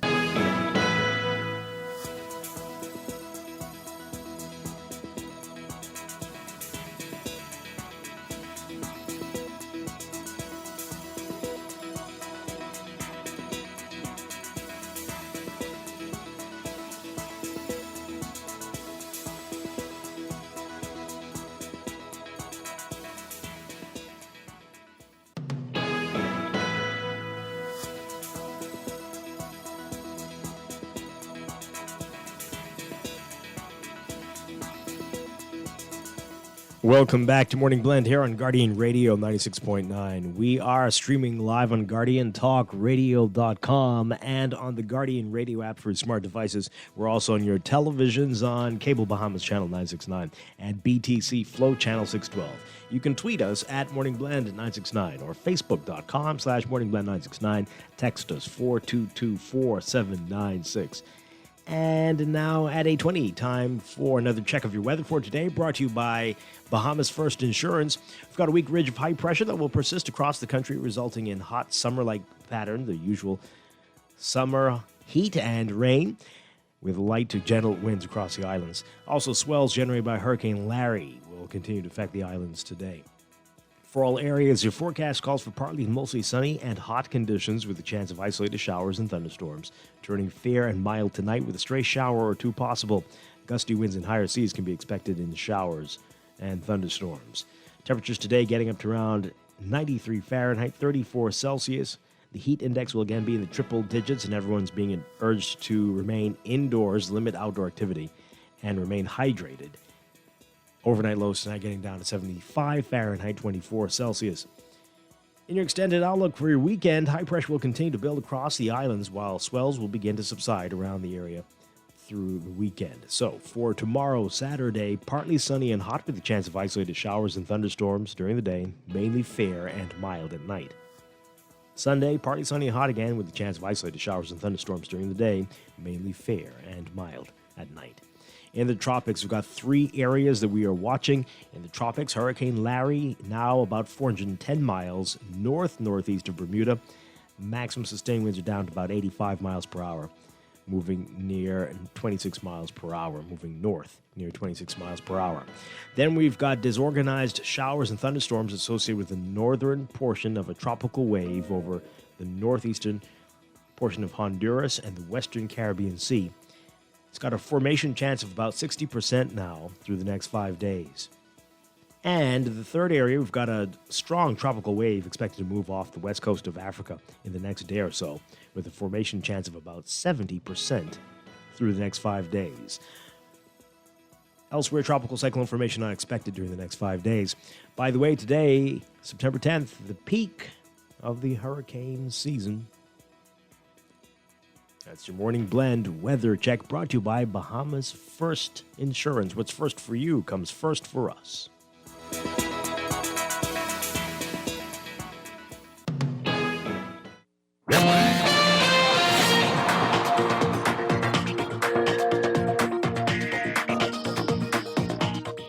And at 8:23, time for another check of your traffic for this morning.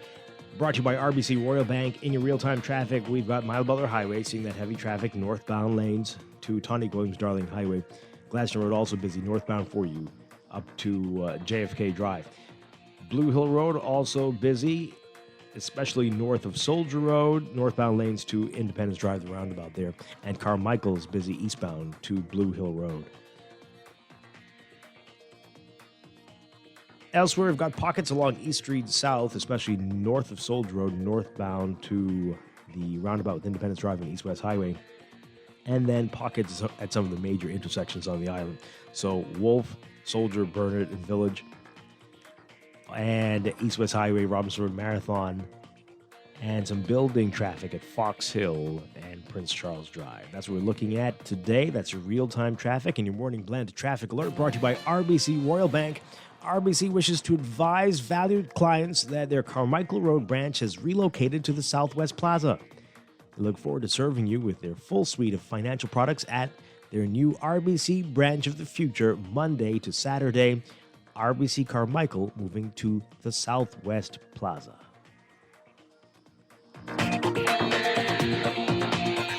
This is Guardian Radio, your station for up-to-the-minute news, intelligent, interactive, and engaging conversation. 96.9 FM.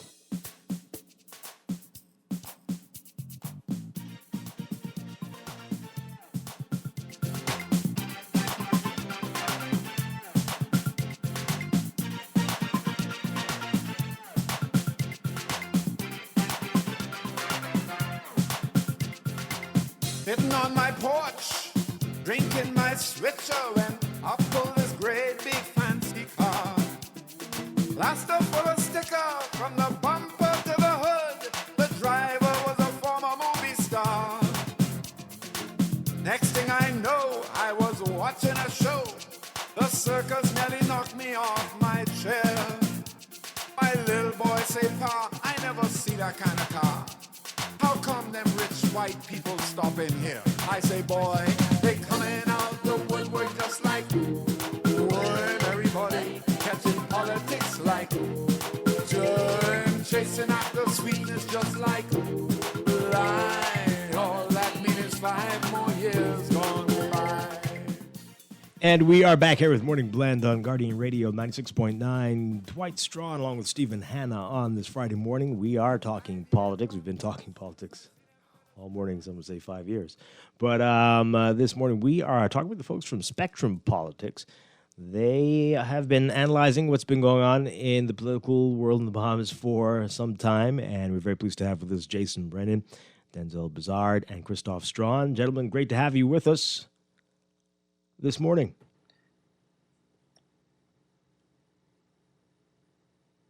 Good morning. All right, there we go. All right, so tell us about Spectrum Politics. What exactly is it for those who might not be familiar, and how it came about? Hi, good morning, Bahamas, and good morning, Dwight and Stephen. It's good to hear you guys, even though we can't see you physically today. But Spectrum Politics is a local media organization. We're dedicated to political debate, education, and analysis. So the three of us are former youth parliamentarians. We all have different political persuasions. And like I said, we just try to talk to young people about the political process. Actually, on Sunday, we will celebrate 1 year of existence, which is a very exciting milestone for us. And it's just a coincidence that that 1 year will be just a few days before this upcoming general election. Wow. So we've been eagerly anticipating this election, even though it has been an exhausting campaign season. And it's been fun for our first go-around. Yeah. In general, what would you say, how enthusiastic or what are the views in general of young people when it comes to politics in the Bahamas today? Are they as interested in it as young people in the past have been, or have things shifted a bit? I'd love to hear Chris's take on that. I'm sorry, what was the question? How enthusiastic are young people today about politics in the country? Is it like how it's been in the past? We know it seems like Bahamians eat, drink, sleep politics, but are we seeing that same level of enthusiasm with young people today? I think with young people, you have one of two types of voters. You have young people, and I find that these are the minority who are hardcore party supporters, like their parents and grandparents, but they are the extreme minority. The remaining young people are very disillusioned with politics, have no interest in speaking about politics, no interest in reading about politics, no interest in taking part in politics, no interest in voting. You know, young people, generally speaking, are very disillusioned and disinterested with politics. Mm-hmm. Wow. And I was gonna ask, the question then is, to what extent is Spectrum Politics? I wouldn't call you guys an advocacy group, but how do you guys view yourself? Do you view yourself more as monitoring the climate, or do you see yourself as, well, we want to push persons to be more participate more inside the process? Yeah, that's a great question. I think it's more of the latter, but I wanted to let Denzel go ahead. Denzel? So we're saying Denzel? I'd say it's a bit of both. Yeah, sorry, I was saying I would think it's a bit of both. We are both advocating for young people to get more involved in politics.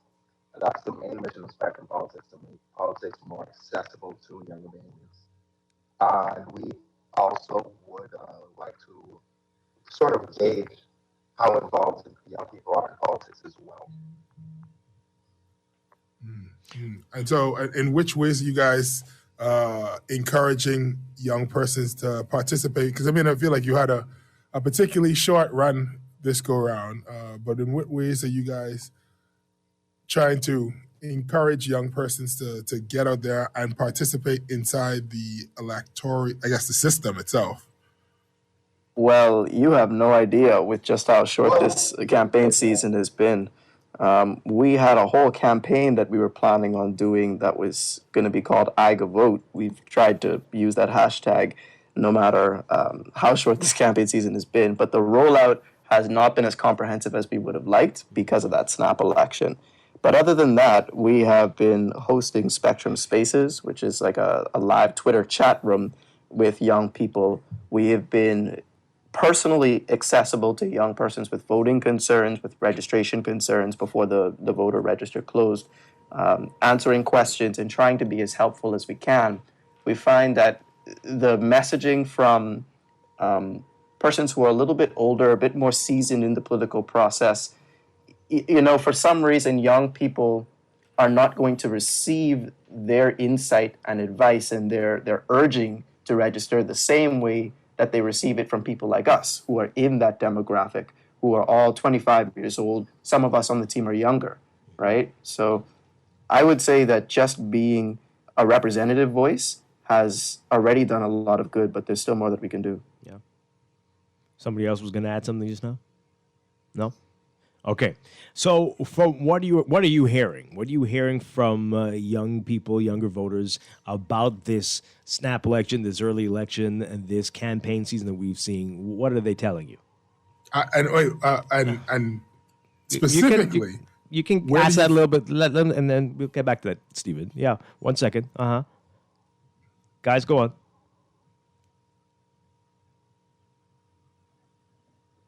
What I'm saying is that a lot of young Bahamians are disillusioned, especially with the call for the snap election, because there weren't any measures put into place for us to vote safely, and especially with the new Delta variant now that we have. It's been extremely difficult for young people to get excited about voting.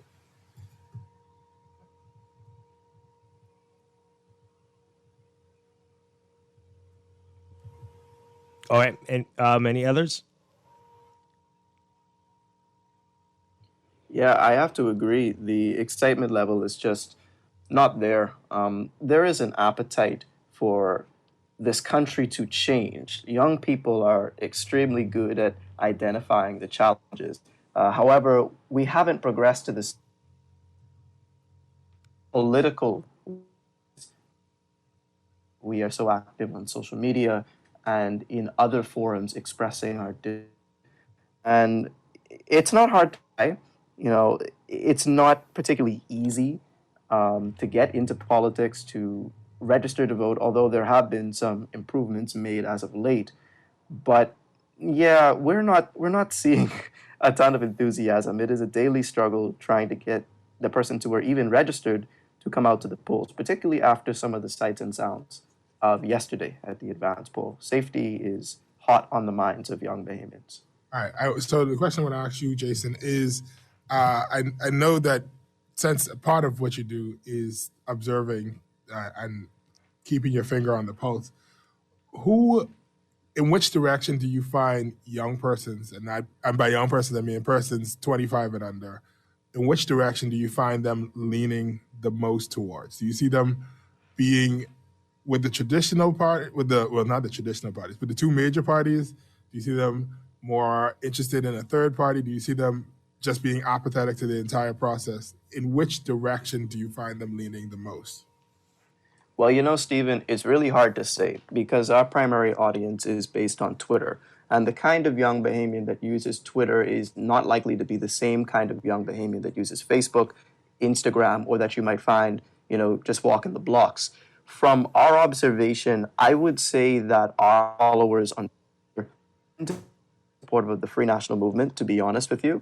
But what we can't really tell, and we have conversations about this all the time internally, if it's them being supportive of the party or if it's them just sort of having a natural pull towards that organization because of their negative feelings towards the leader of the PLP, the current leader, Philip Brave Davis.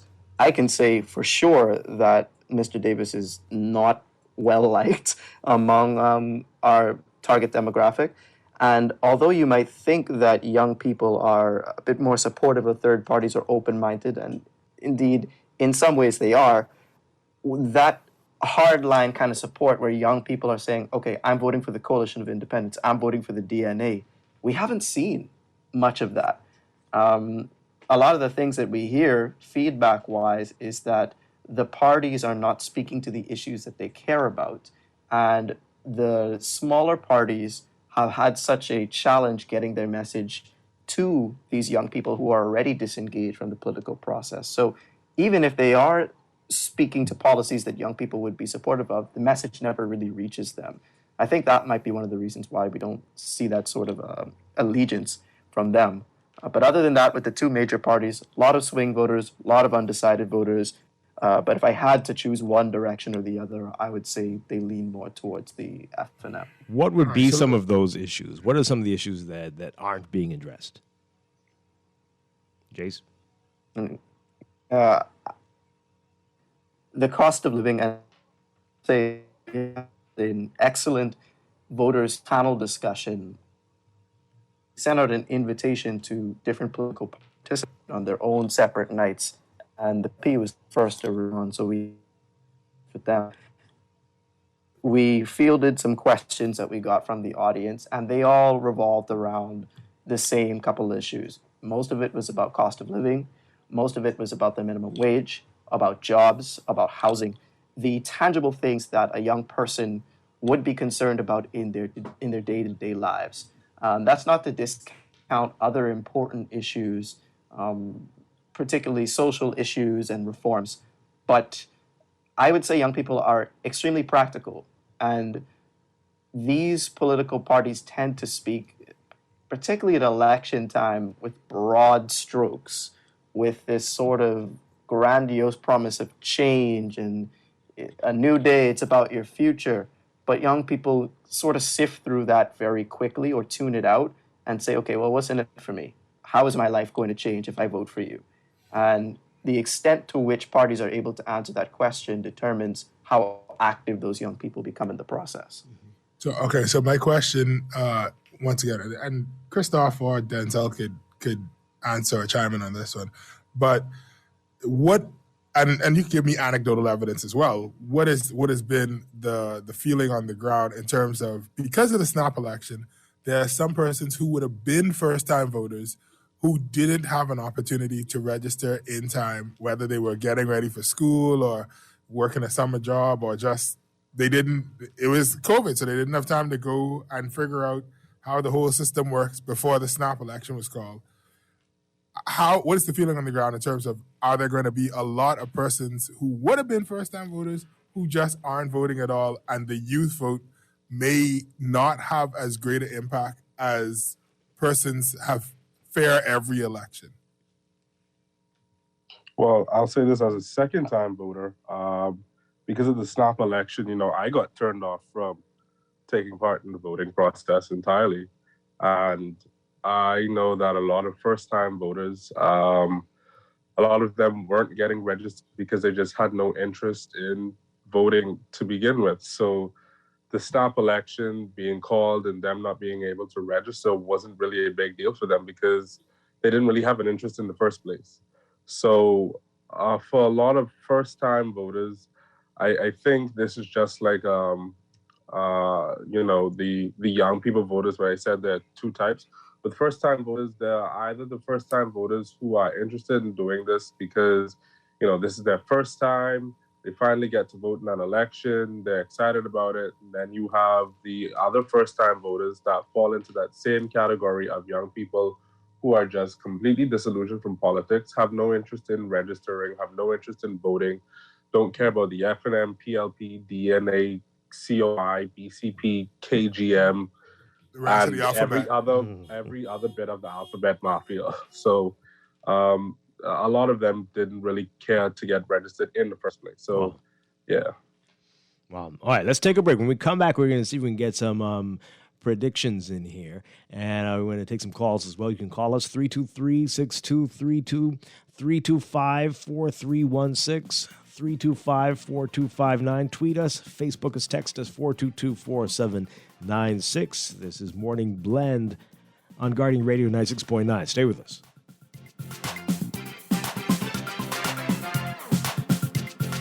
Sitting on my porch, drinking my switcher, and I pull this great big fancy car. Plaster full of sticker from the bumper to the hood. The driver was a former movie star. Next thing I know, I was watching a show. The circus nearly knocked me off my chair. My little boy say, Pa, I never see that kind of car. How come them rich white people stop in here? I say, boy, they coming out the woodwork just like wood. Everybody catching politics like Have you heard about the COVID vaccine raffle? If you are vaccinated against COVID-19, you can enter to win amazing prizes like food store gift certificates, hotel stays, beach excursions, and so much more. Even if you are previously vaccinated, you can still enter to win. The COVID vaccine is free, safe, and protects you from severe COVID-19 infections. Don't delay. Get vaccinated today and enter to win. Visit www.vaxbahamas.com to register. Best rate, no delay. Best rate, no delay. BTC gives more savings on the best fiber internet. It's super fast with super savings in every package. Compare and see for yourself. Enjoy up to 150 megabits per second plus 157 TV channels and unlimited home phone minutes for only $99.99. Best rate, no delay. Visit a BTC store to sign up for the best internet experience on the Bahamas' best fiber network. Conditions apply. Now that your age is not everything, now that your kids call you for advice, now that you can achieve anything you set your mind to, why stop? Nourish your strength and energy with Ensure. Ensure provides protein, antioxidants, key vitamins and minerals to support your immune system. Now that it's your moment to enjoy your vitality, why stop? Your life, your health, your Ensure. Screws and Fasteners World, Balfour Avenue and Palm Beach Street, has those hard-to-find fasteners for you right now. You can find stainless steel regular hex, carriage bolts, galvanized bolts, threaded rods, nails, self-tap screws, sex bolts, anchor bolts, turnbuckles, masonry tools, hand tools, and weed whacker strings. Check out the rope selection and car body fasteners, too. Special orders are welcome. It's your #1 fastener store. Screws and Fasteners World, Balfour Avenue and Palm Beach Streets. Call 326-1976. Technology serves to make our lives better, so why not your business too? At Custom Computers, we've been maintaining our knowledge and relationships with top tech companies since 1987 and carry only the most trusted brands like Apple, Microsoft, HP, and more. No company has helped more businesses build reliable IT systems than Custom Computers. You name it, we've done it. Call 396-1101 to talk to any of our business experts. Find trust in your tech. Count on Custom Computers. If you think you can't afford to dress to impress or replace those utensils or maybe even upgrade your household appliances, then you don't know Y-Care's Fashion Center. With 3 locations to serve you, Y-Care's Fashion Center features the things you need or want, all at a price that you can afford. Open Monday through Saturday, 8:30 a.m. to 7 p.m. Y-Care's Fashion Center also has the island's largest jean collection. Put the fun back in shopping and visit your favorite Y-Care's location today, where you can afford to look good. You've tried everything. ASUS with your mother's cousin's sister's auntie, and even hiding your money under your mattress. But is your money safe? Your Bahamian dollar deposit in a member bank or credit union is insured up to $50,000. If anything happens, your deposit up to the insured value will be returned to you thanks to Deposit Insurance. Visit Deposit Insurance Corporation at www.dic.bs. Protection for your money guaranteed with DIC.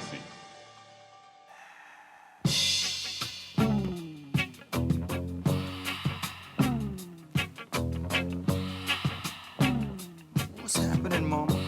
How about me and you getting down tonight? Boy, who you calling mama? You got any money, boy? Money? Woman, I will have you know that my pa is a Bahamian industrialist. We got 3 coca plum factory, 4 juju cannery. We just bottle tamarind and dilly from the orchard. And I won't talk about the pigeon plum plantation.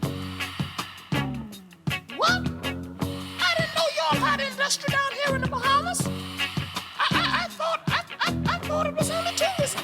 Child, is plenty things what you ain't know. But just stick with me and I gonna learn you. He poor like me and you, but he driving round in Malibu. His car sleeps in the road at night. Lord, you know this thing ain't right. He is living in hands of the finance man. He is living. We're back here with Morning Blend on Guardian Radio 96.9. Dwight Strachan, along with Stephen Hanna. We are talking with Spectrum Politics. That's Jason Brennan, Denzel Bizard, and Christoph Strachan. Christoph, proud Auntie Laverne Gardner, my co-host, says to tell you hello. She's very proud of you. Okay. Dwight, you could play songs from this century, you know. Yes, we can, Stephen. We do. All right. We've got some calls coming in. 323-6232. 325-4316, 325-4259. Tweet us, Facebook us, text us, 422-4796. Let's take these calls really quickly. Good morning, caller. You're on the air. Good. Okay, call us back, 323-6232, 325-4316, 325-4259. Caller, good morning. You're on. Good morning. Just wanted to ask the young man a few questions. The first one is, to what end are they a part of this? And they have this, I guess, group, collective. And how do they balance trying to get their word across without showing any type of bias? Okay. I'm sorry. I can take that one, if possible. Yeah, sorry, I didn't mean to cut you off, Chris. Good morning, call. This is Jason Brennan here. So when we started this, put a lot of thought into how we would do it, right? Because there are a ton of political groups that pop up every year, every election cycle. Some of them are parties, some of them are more advocacy, as Stephen was alluding to earlier. Our particular group, we're very transparent.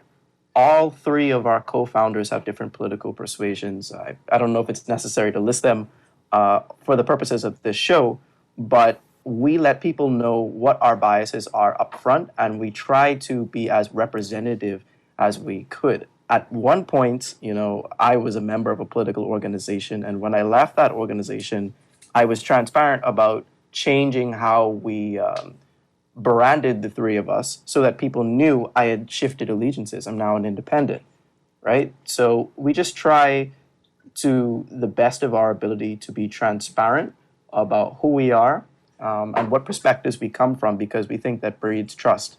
And the first part of your question, to what end we are doing this, we get that question a lot because there is this tendency for people to put themselves on a platform for purely political ambition's sake. I can say all three of us, if we weren't in spectrum politics, we'd be a lot more jaded and disconnected from the political process. So this is kind of the way that we keep motivated in helping our country. But I don't think any of us are doing this because we want a career in politics or something like that. It's just because we recognize the need. We have our own talents in different areas, and we wanted to come together and contribute. Yeah.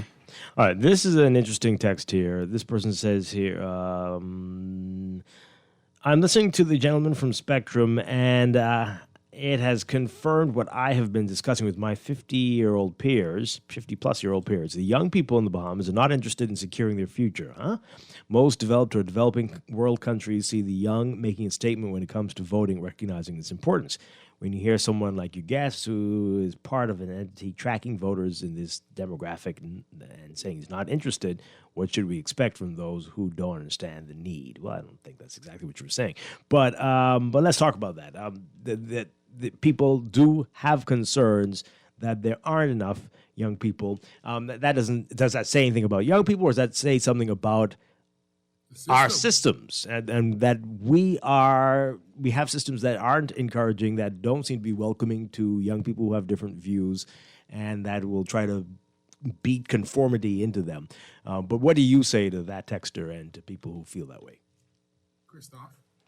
No, I definitely agree with you guys. I think it's a little unfair, the indictment that they made on young people, that sweeping generalization that they made. I think that was a little unfair, because young people are concerned, even those who aren't interested in the political process. They're still concerned. They still have concerns, which are very valid.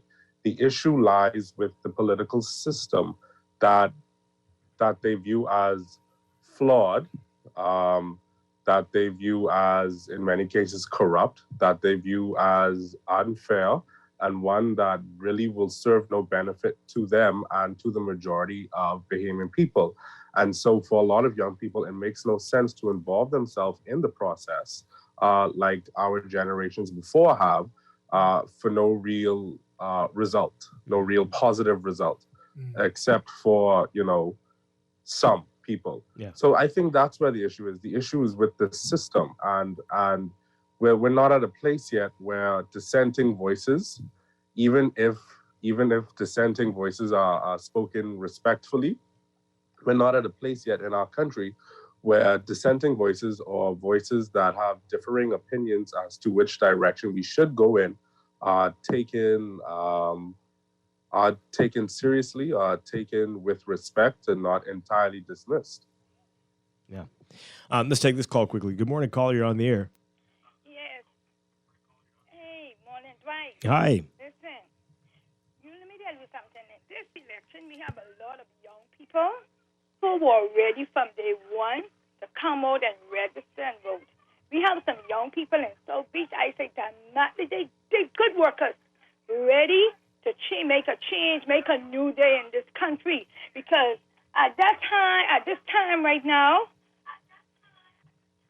this government was doing nothing for the young people. So I think they are ready from day one to try and make a change. They want a new day. And there's something else I wanted to say. Dwight, don't cut me, please. When we went out yesterday to vote, this government knows that it would have been an advance poll. They know they was going to call an early election. They should have things in place. But I hope this teach them a lesson for next week, Thursday, to put some things in place. You had the F&M trolleys bullying the police, telling the police officer, move this one, move Mr. Rowe from the door, causing confusion. They had a big disagreement. The only thing they leave in C.B. Bell was fists to be thrown in C.B. Bell school yesterday. They came bullying people, and you know what they said? We is the government. We in charge. But listen here. This is a new day. This is a new day. And that ain't going to happen when you see next week Thursday come. I to tell you that. Okay. All right. Thank you very much. All I right. have a question for Denzel.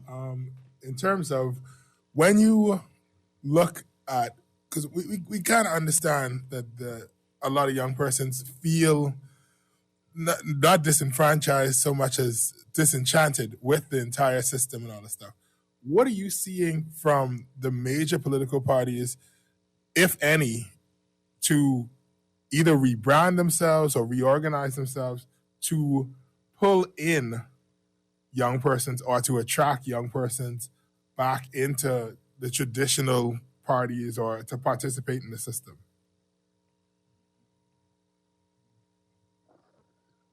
Personally, I haven't seen any any particular party actually do that or try to rebrand themselves as a party for young people. Yes, you would see the occasional campaign or the occasional commercial or ad saying that, well, this is a party for young people. We're thinking about young people's future. But in terms of actually implementing policies that would affect the lives of young people, I don't think any party has actually done that. You see the effects that COVID had on our tourism industry. I think we were at a 51% unemployment rate at one point. And the first thing we did once the country opened back up is celebrate a contract that we've had with a cruise line. So we haven't even taken the time that we had during our lockdown during COVID to actually take measures to move away from our dependency on tourism. And that is affecting a lot of young people. So that would have been a start at least. But even then, we haven't seen conversations about that. So I don't think any party really has branded themselves as the party for young people and young voters. Well, where do you all stand on some of these issues that have become, I guess, uncomfortable for the FNM? Promises that were made, but they've yet to fulfill them. They're telling us give them 5 more years so they can do these things that we keep talking about all the time on this show. The fixed election day that didn't happen, the term limits, the full implementation of some of the matters involving the freedom of information and more. What do you all think about that? How that didn't happen, and that we keep getting gypped with these promises. What do you say? Dwight, you said it well. We keep getting gypped with the promises. Personally, I am a fan of term limits. I am a fan of freedom of information and all of these good governance reforms that the FNM promised.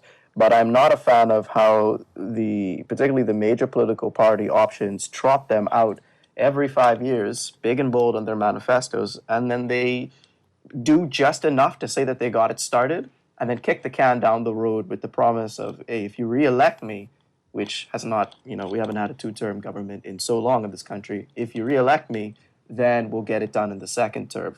I'm very wary of that, and young people are not oblivious to the political game being played with these promises. In a practical sense, one of the reasons I support fixed election dates is so that we know for sure how to prepare for elections in advance.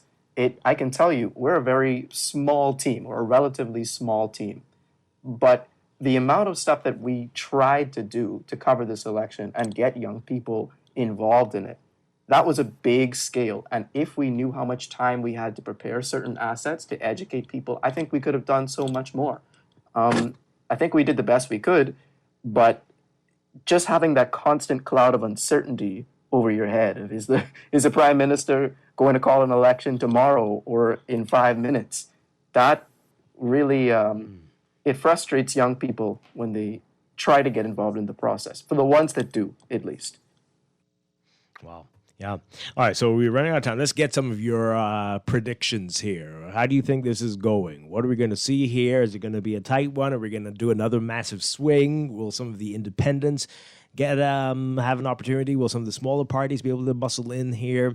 Are we going to see a tie, and somebody's going to have to do some serious negotiations in order to break it? What are we looking at? What do you predict? Short answer is no. to all of the above. Who wants to go? Denzel, you start, and then we'll get there.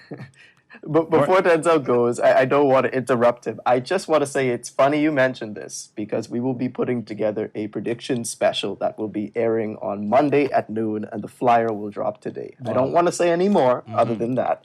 except to stay tuned to our social media. But Denzel, please go ahead. At this point, it's hard to tell whether or not it's going to be a landslide or a tight race. It's been a very strange couple of years, especially with the calling of the early election. You've seen one party that has had communications done really well during this election campaign season, and you have a party that called the election and seems not to have any campaign communications ready, which doesn't make any sense. It's like they were caught off guard or something. More towards It's like they didn't know it was going to happen. But it's very odd. They seem like it seems like they were caught off guard, but they called the early election, so I don't know how they would have been. But it does seem to be leaning more towards the PLP side, I believe. But it's hard to tell because this is a very strange election and this is a very strange period of time right now. Mm-hmm. Christoph, you feel the same way? No, I can't agree with him at all. I don't think that it's hard to tell if this is going to be a landslide or a tight race. It's very obviously going to be a close race. Whoever wins will only win by about 3 or 4 seats. I don't see any of the third parties getting a seat. However, I do believe that the coalition of independents may play a similar role that the DNA played back in the, 2012 election. Yeah, 2012. And I feel as if they will take votes from not just the governing party, but also from the opposition party, because you have a lot of people who don't want to vote F&M because they're not pleased with how they governed. But, they can't see themselves voting for the PLP. And you have a lot of people who don't want to vote for the PLP because they don't want a Brave Davis-led government, but can't get themselves to vote for the F&M.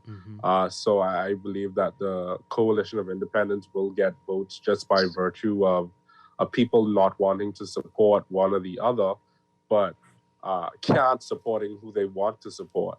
But either way, I believe it's going to be a close race. It's not going to be a landslide by any means. I think that's beyond obvious now.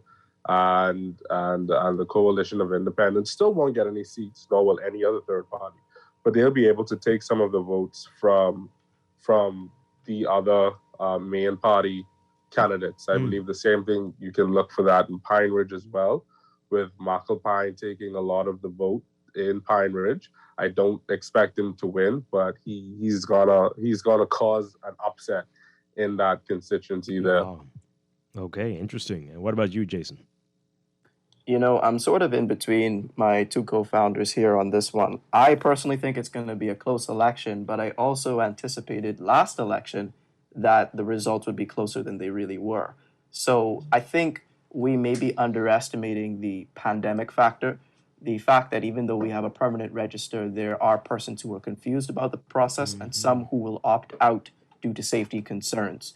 So I am not certain we can predict this election the same way that we might have been able to in the past. But for my part, I think it'll be relatively close, a margin of about 6 seats in favor of the opposition. At this point, I think that there is not going to be a brave wave, as the PLP calls it, but I see where the battlefield and the map sort of favors the PLP. And I think it's their election to lose at this point. I don't think that the Coalition of Independents will have quite the same impact as the DNA did in 2012. That was about 8% of the vote. But the DNA, the United Coalition Movement, the KGM, they will all split. The rest of the alphabet. Right, the rest of the alphabet. They will all split somewhere, in my opinion, around 5,000, 6,000 votes, which will result in none of them winning a seat, and the PLP and the F&M being the dominating competitors that they are. There is a scenario where there can be a landslide because there is such little voter enthusiasm, but I am not certain whether that benefits the government.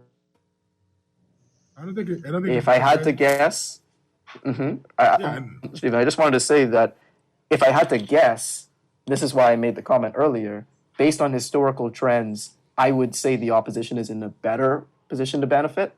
But yeah, I can see it going either way. I can see my predictions being wrong. Yeah. Wow. Okay. I don't. Yeah, because all the things that are going to stop all the different reasons why people won't come out and vote doesn't really automatically serve either side. So that makes it harder to predict. Yeah. This is going to be interesting no matter what. And hopefully we'll talk again maybe after the election and get your views on that there. But we really want to thank Spectrum Politics for being here with us this morning. Jason Brennan, Denzel Bizard, and Christoph Strawn. Really appreciate it. Thank you very much. Thank you. All right, we're going to take a break. When we come back, we are talking about the challenges people with disabilities have been facing at the polls and in the workplace. That's coming up in Morning Blend Business after the news break. Stay with us. We'll be right back. I said it, I don't see the logic. This world is unjust. I heard she neurotic. But you can pay for therapy. What happens next? Imminently, not a 1% screaming class warfare. They think it's jovial, they real as horse here. I'm just trying to do it big, notorious. 2 bottles clicking, warriors. Good values that I could try and pass on. Rest in peace, so independent, heard he passed on. They just robbing the poor with no mask on. But Saddam 40 minutes away, where's cash gone? I know you hear the truth in every last song. So salute the troops, gun and mask on. The Constitution, a noble piece of paper, with free society, the struggle but they died in vain. You invest in your children, your home, and your community. But are you investing in your financial future? At CFAO, we specialize in investment management, retirement planning, mutual funds, and private wealth management. Our team of experts never stops helping you plan for tomorrow. Because tomorrow begins today. Call us at 502-7010 to see what our financial advisors can do for you. CFAO, growing wealth for future generations. Have you heard about the COVID vaccine raffle? If you are vaccinated against COVID-19, you can enter to win amazing prizes like food store gift certificates, hotel stays, beach excursions, and so much more. Even if you are previously vaccinated, you can still enter to win. The COVID vaccine is free, safe, and protects you from severe COVID-19 infections. Don't delay. Get vaccinated today and enter to win. Visit www.vaxbahamas.com to register. This is Guardian Radio 96.9 FM, Nassau, Bahamas. Is Guardian Radio 96.9 FM. Fresh news, smart talk, all day. The views and opinions of the hosts and guests are their own and do not necessarily reflect the position of the management and staff of Guardian Network. Wake up, it's a new day. Wake up, it's a new day.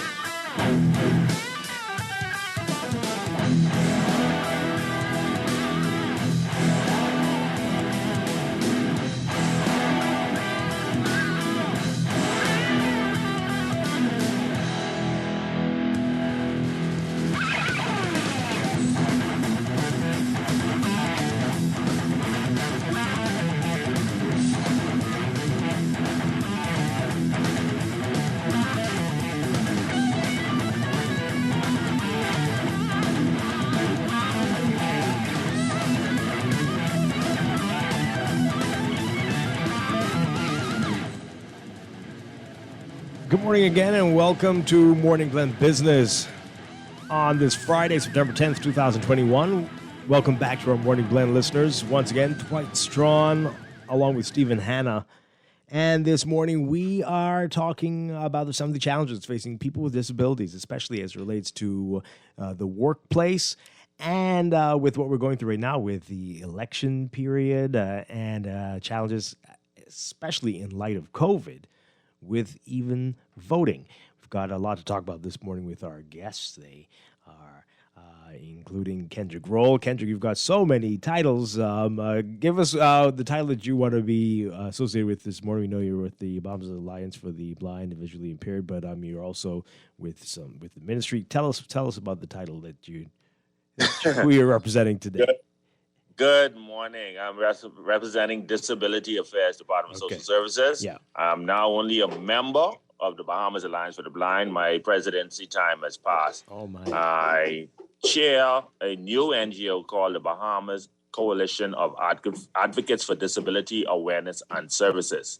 And I have also been recently appointed as a commissioner on the National Commission for Persons with Disabilities. Okay, you're a very busy man, very busy man. Our other guest this morning is also Commissioner of the National Commission for Persons with Disabilities, Peter Gowdy, who is a businessman, and I'm very pleased to have you with us, Mr. Gowdy. Thank you very much. My pleasure to be here. All right, and we've got Edward Kemp, who is with the post office and an amputee. Sir, thank you for being here with us this morning. Morning, everyone. Hello. Okay. Thanks. So we'll get to the workplace and the challenges in just a bit, but let's talk about election period. The election period, yesterday, the people with disabilities were allowed to take part in the advance poll. Many will wait for election day, I'm sure. But let's talk about that. Some of the concerns that you have, any challenges that might have arisen from yesterday or that you can see as being problems for election day coming. What can you tell us? And who wants to start us off with that? I'll allow Mr. Gowdy and Mr. Kemp to speak first. Okay. Hi, Mr. All right. Well, one of the biggest issues is that our laws are still in some ways archaic about voting. And when you take, we don't want to spend any money on disability transportation, but that's how most disabled people can get to a voting station. And then we have another even bigger issue, though, is those who are immobile, who cannot get away from home, are not able to vote because we don't have the electronic means for them to vote. And then there's another issue of access to a number of our facilities, which are just not accessible for those in wheelchairs. So we have some problems. Right. Edward Kemp, what do you want to add to that? Well, yesterday I went and did the early voting. Had a chance to observe the process. It wasn't much special things in place for persons with disabilities. The lines were fairly long at some point, depending on what time you got there.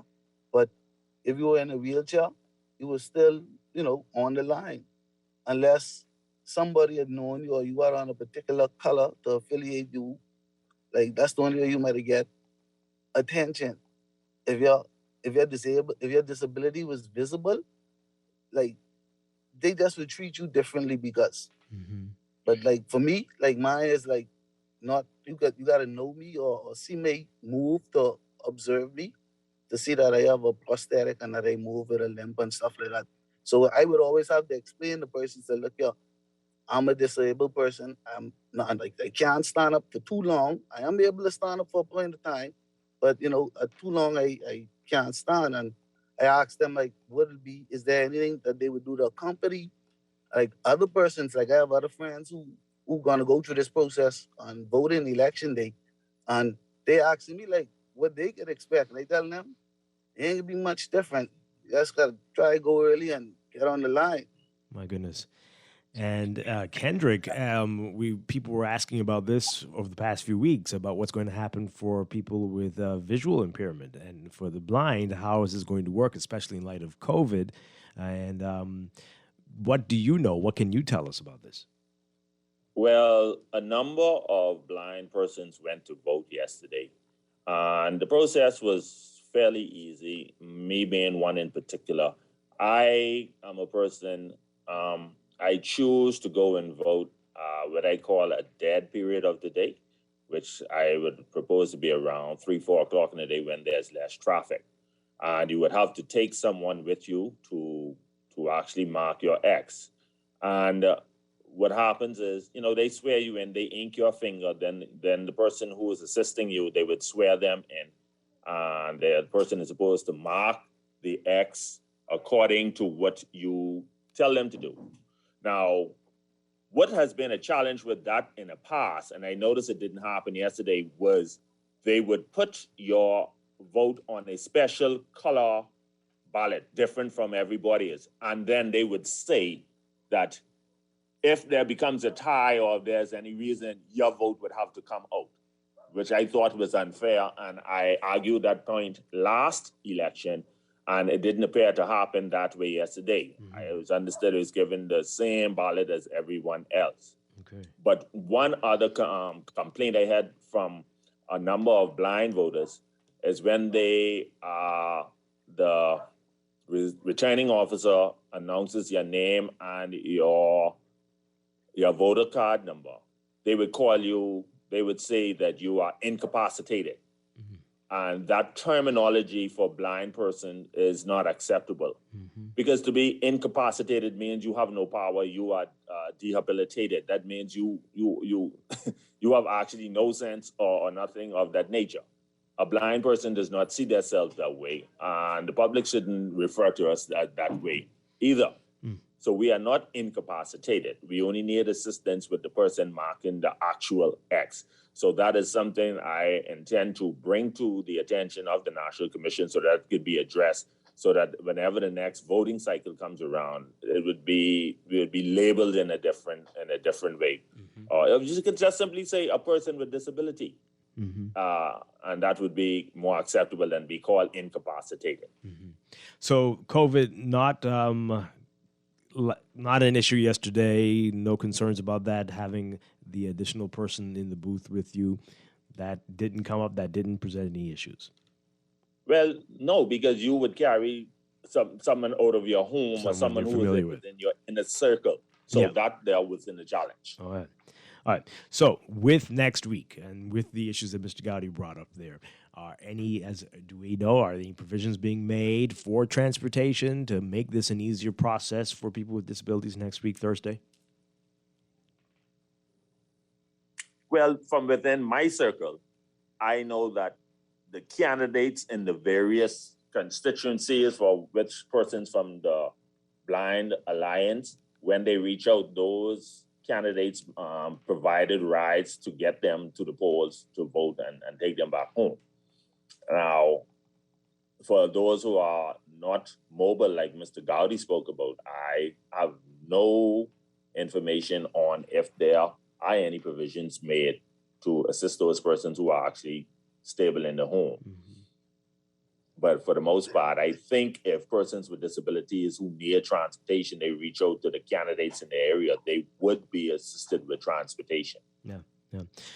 Peter Gowdy, how do you see it working? What do you think would be the better way to handle this process? Mail-in ballots, electronic. What would simplify this greatly, possibly for in the future when we do this again? You know, you can even do all this electronically, and mail in. I don't think we can trust our post office at the moment for any mail-in ballots. Perhaps not. But let's get serious about that. Right. But it can be done electronically, and it is in North America. So I think we just need to get our laws changed, and we need to get updated on how we can do this electronically, because people, just because somebody is unable to travel to a voting station shouldn't take away their right to vote. Absolutely. All right, let's take a break. When we come back, we're going to get into the workplace and the challenges that we continue to see as it relates to people with disabilities in the workplace. And that's when we get back with more Morning Blend Business here on Guardian Radio 96.9. Stay with us. Hurricane season is here. If you're not prepared, it can really turn your life upside down. Fortunately, there's CG Atlantic General. Our people are here ready to assist at a moment's notice, with protection like alternative accommodation for those who are displaced due to a storm. It's our priority to make sure you have what you need when you need it most. So when your life gets turned upside down, we can help to turn it around. CG Atlantic General. Good like that. Security and General Insurance Company Limited, trading as CG Atlantic General. Contact a CG Atlantic General broker today. Beulah, gal, can you believe this? We are now the patrol queens of the neighborhood. We now large and in charge. So we need to check out what's going on in everybody's yard. What about that gun that we know that Junior and his homeboys just ran out? Can we report that too? Of course we can. But we could be in deep trouble if they find out. We need to report what we see, Beulah. When you call Crime Stoppers, they just answer your call in Miami. So then we can report everything? Guns, where they hiding the drugs, who shoot who part of which gang, or who disturbing the peace with the loud music and the motorcycles. Then our neighborhood will be the best in the Bahamas, and everybody gonna want to come live here. And then our house price will go up, gal. So what we waiting on? What's the number? If you see something, say something. Let us all pitch in and stop the crime before it's your time. Call 328-8477 from Nassau or 242-300-8477 from the Family Islands. Or text us through the Crack Crime Bahamas app. Stop the crime before it's your time. This traffic report is brought to you by Shield Insurance and Prudential Loss Adjusters. Gonna final look at traffic now. The slow rise in the traffic island-wide this morning, except for the southwest gateways. Still a struggle this late for Glasson Road, Samalabala Highway, and even Carmichael Road to reduce that heavy traffic flow that they've been experiencing over the past hour. So we still got traffic line that's heading out of Glasson Road to contend with. Same thing on the dual lanes with the Samalabala Highway. You got that slow ride in getting out there through the roundabout at the exit of Tony'sville and Darling. And over Carmichael Road, getting out there on the Blue Hill Road is still among the best of the routes right now, because it is on the move. Minimum hang-up happening over there. Very little wait time getting out onto Blue Hill Road, and eventually, and then along Blue Hill Road itself with that stop-and-go mode till you get over the hill and into the Tony'sville and Darling roundabout below. Once clear of that area, it's practically smooth sailing just about everywhere else. Minor traffic and congestion is happening around the Wolf Road, Soldier Village, and Bernard Road traffic light intersection. Mackey Street itself getting ready for today's activity, showing a bit of busyness in both directions along that route. The ride in coming out of the west, still smooth along West Bay Street, and the same thing about leaving on the Eastern Road at this time. Overall, it's been a mild turnout for the morning commute, and again, only in the southwest do we have and still have congestion and delays to contend with. This National Traffic Report this hour is a service of Garden of Eden, where you're able to enjoy the best boil and stew on the island. Delicious behaving breakfast from 7:30 each morning, served with grits or johnny cake, and available until 3 in the afternoon. Today, peas and grits with snapper and 2 sides is on the menu for lunch, so to call them to make an order, it's 819-5574. That's 819-5574, and get your easy pickup directions. With you, Ryan Scott, look at traffic in real time. I'm V8 Double N. Michael was in a horrible car accident. Prudential Loss Adjusters managed his claim and got him the settlement he deserved. Sierra's roof received hurricane damage. Thanks to Prudential, she and her kids are happy with their claim settlement. Tammy fractured her ankle in a slip and fall. Prudential saved her time, money, and peace of mind. Prudential Loss Adjusters are here for you whenever a tragedy strikes. Call 322-4026 now. Don't wait for disaster to strike. This hurricane season, be ready. Protect your home with an affordable and comprehensive home insurance policy from Shield Insurance. You can't control what nature blows your way, but with Shield Insurance, you can rest easy as you ride out the storm. Protect your largest and most valuable investment. Don't take a chance. Put your home in our hands. Shield Insurance agents and brokers in Nassau, call 356-7202 or Freeport 352-5945.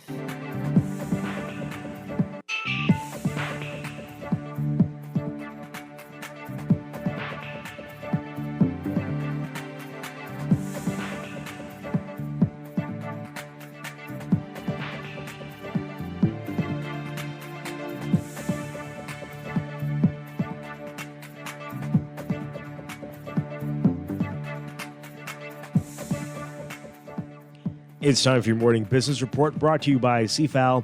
Aqua Design Bahamas says it will cease water production in Central Luther beginning today after the Water and Sewerage Corporation failed to negotiate a new contract as per the order of a recent court ruling.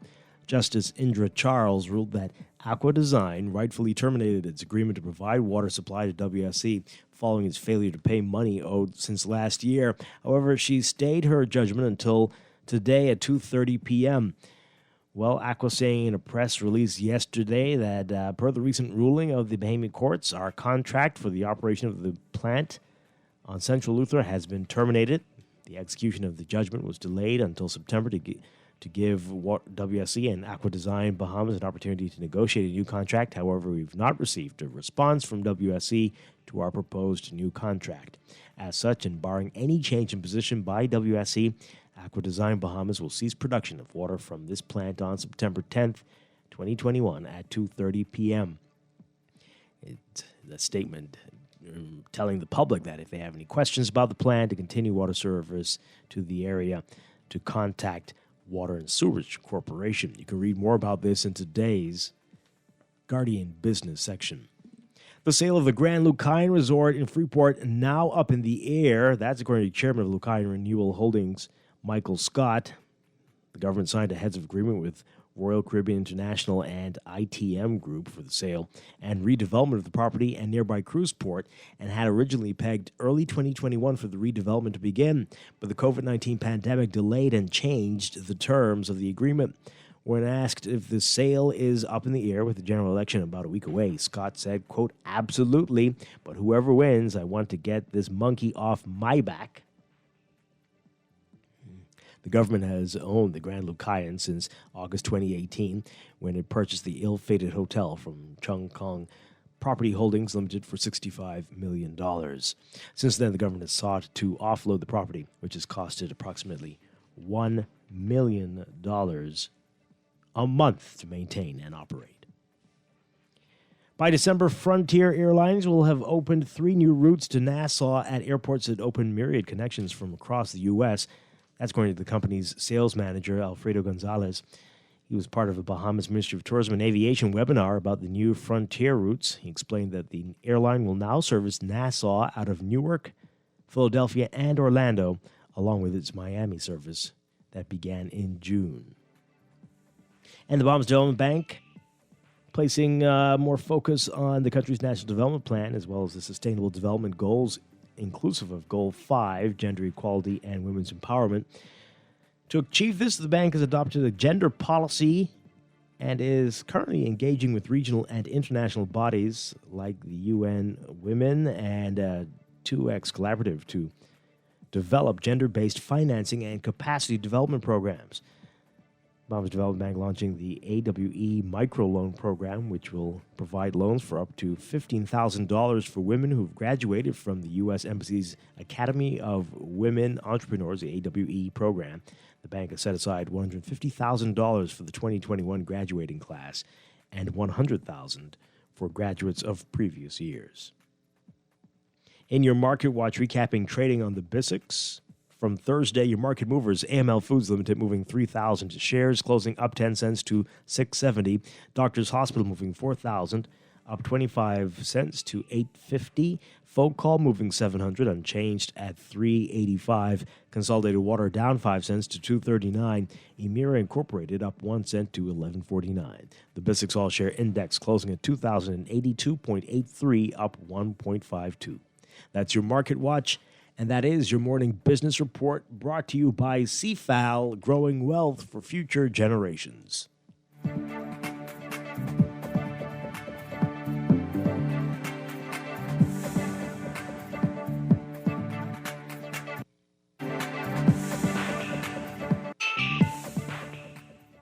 This is Guardian Radio 96.9 FM.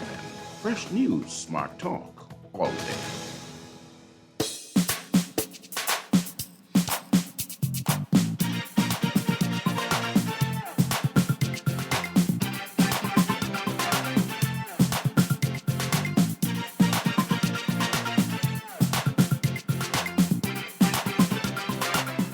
And we are back here with Morning Blend Business on Guardian Radio 96.9. Dwight Strachan, along with Stephen Hanna. We are talking with Kendrick Roll and Edward Kemp and Peter Gowdy with us this morning. We are talking about challenges facing the disabled in our community.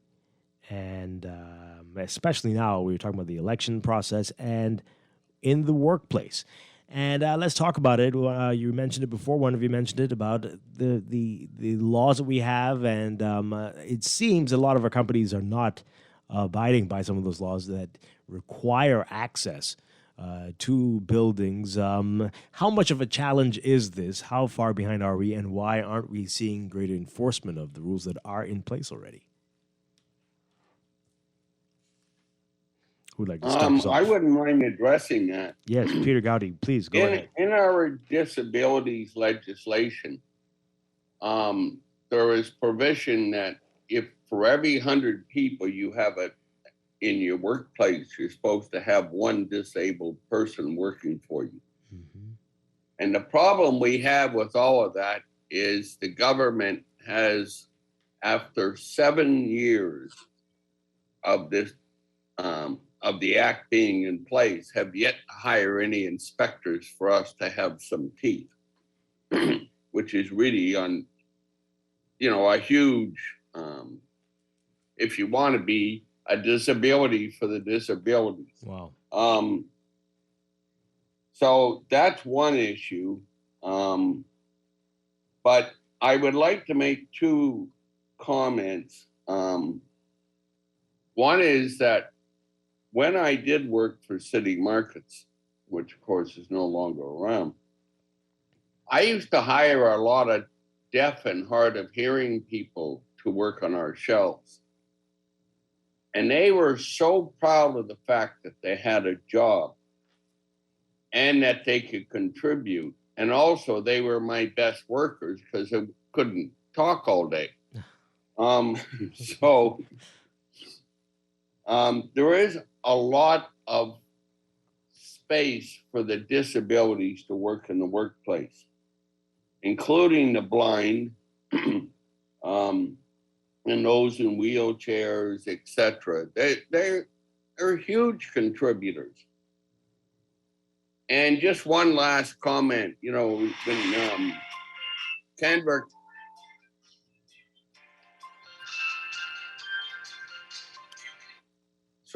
when Kendrick talked about somebody calling blind people incapacitated, there's a gentleman who sits on our Disabilities Commission who is blind. He has a BA. He teaches at the School for the Blind, and he's now getting his master's. So I hardly think that he's incapacitated. Yeah. So I think people just need to become more aware of how much a disabled person can help their business as opposed to just saying they're disabled. Yeah. Kendrick, Edward, what can we do to change those perceptions, to get people to understand what Peter was saying just now? And also follow the law, abide by the requirements. Well, as for me personally, I think like most companies don't really follow that law. And then as it relates to what Mr. Mr. Peter was saying, I agree. Like you would have to get to know that disabled person to know exactly what they are capable of. And just give them a chance and you'll see. Now, some can't do things within reason, but they still are able to surprise you with what they can do. They're smart and educated, went to school and college like myself. So we have education behind us, even though our abilities may be somewhat limited in terms of job aspects. But work-wise, we up there with everybody else. Yeah. Kendrick? Yes, well, here at Disability Affairs, what I have personally done is reach out at the early part of the year through the right channels of my superiors to encourage the different ministries to ensure that persons with disabilities, especially young people, are given an opportunity to work on the summer programs and given the opportunity at any other job openings that may become available in the sector. Because one thing the government needs to do is lead by example. So if they want the private sector to follow suit, they must show them with their own actions of putting persons with disabilities to work wherever the opportunity arises. And secondly, in my personal opinion, I think that act needs to be amended in that area where they need more than one person to every 100, there should be at least 2 or 3, because there are a lot of persons with disabilities out there who are unemployed, and they really are looking for an opportunity to lead a dignified life and have their own income so that they can pay their bills and buy stuff that they provide, what they desire. So therefore, I think there should be amendment there, because in all honesty, I would quote on, I would say that there are a lot of people in the public sector who don't really do much. And persons with disabilities maybe do a little more than they are doing. Probably a lot more. They should be given the opportunity. Yeah. And that they would do their work with more pride and dignity anyhow, as to show appreciation for being given that chance. Do we know if it's happening? Are companies being penalized? Are there fines? Has that happened at all for not adhering to that requirement in terms of the employment numbers and to having buildings up to the codes that are in place? Has that been happening at all?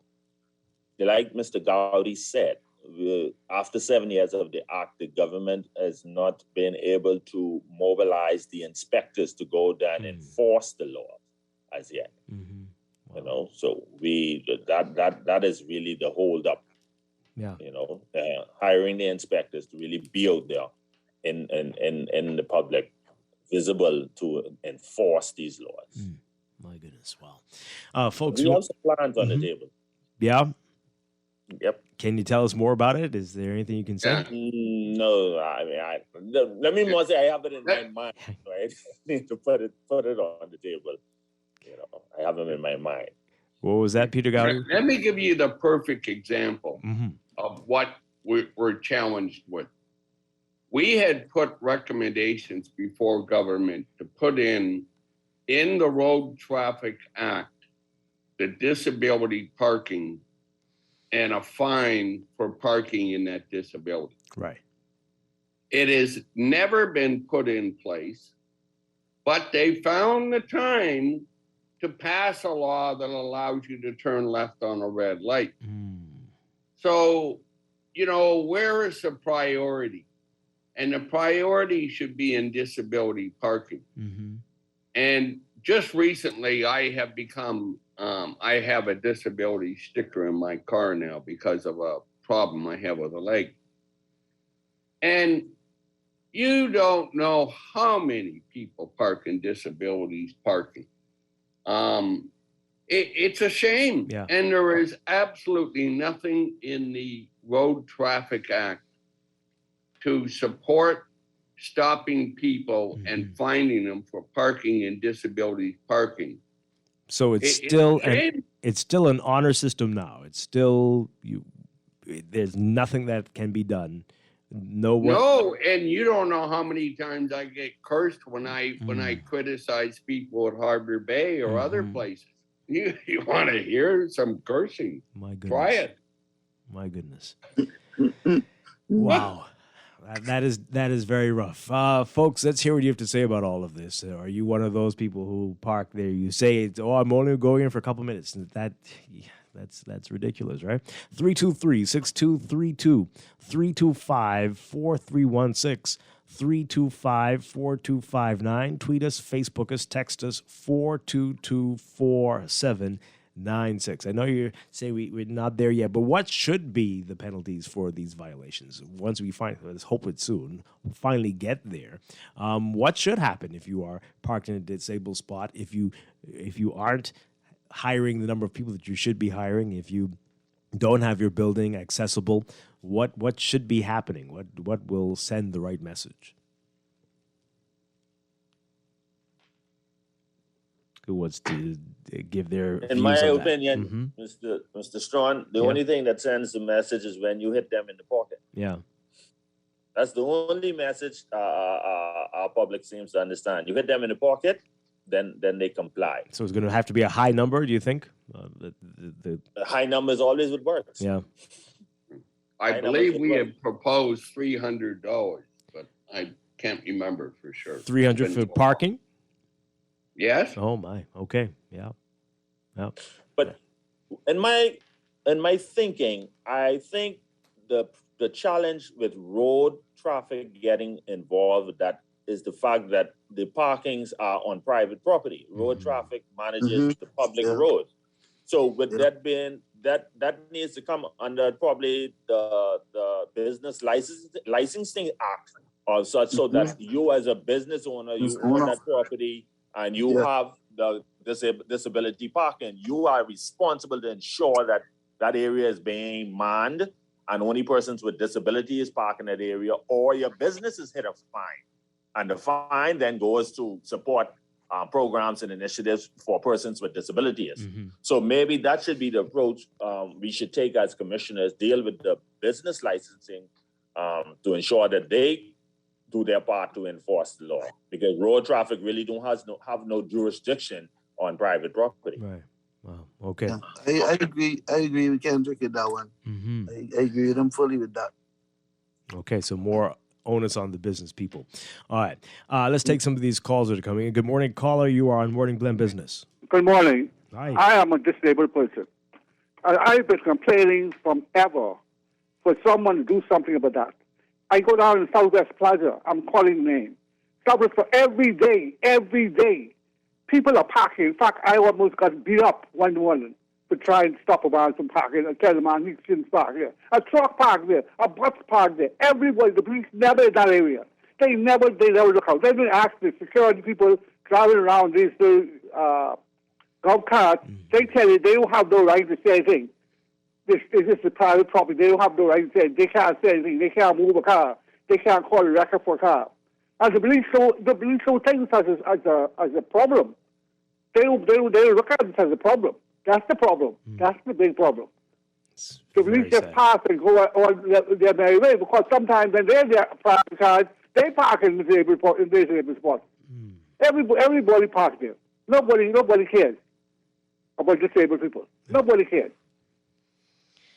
Anyhow, that's very my 2 disturbing. cents. Thank you very much. My goodness, that is hard to listen to there, boy. 323-6232, 325-4316, 325-4259.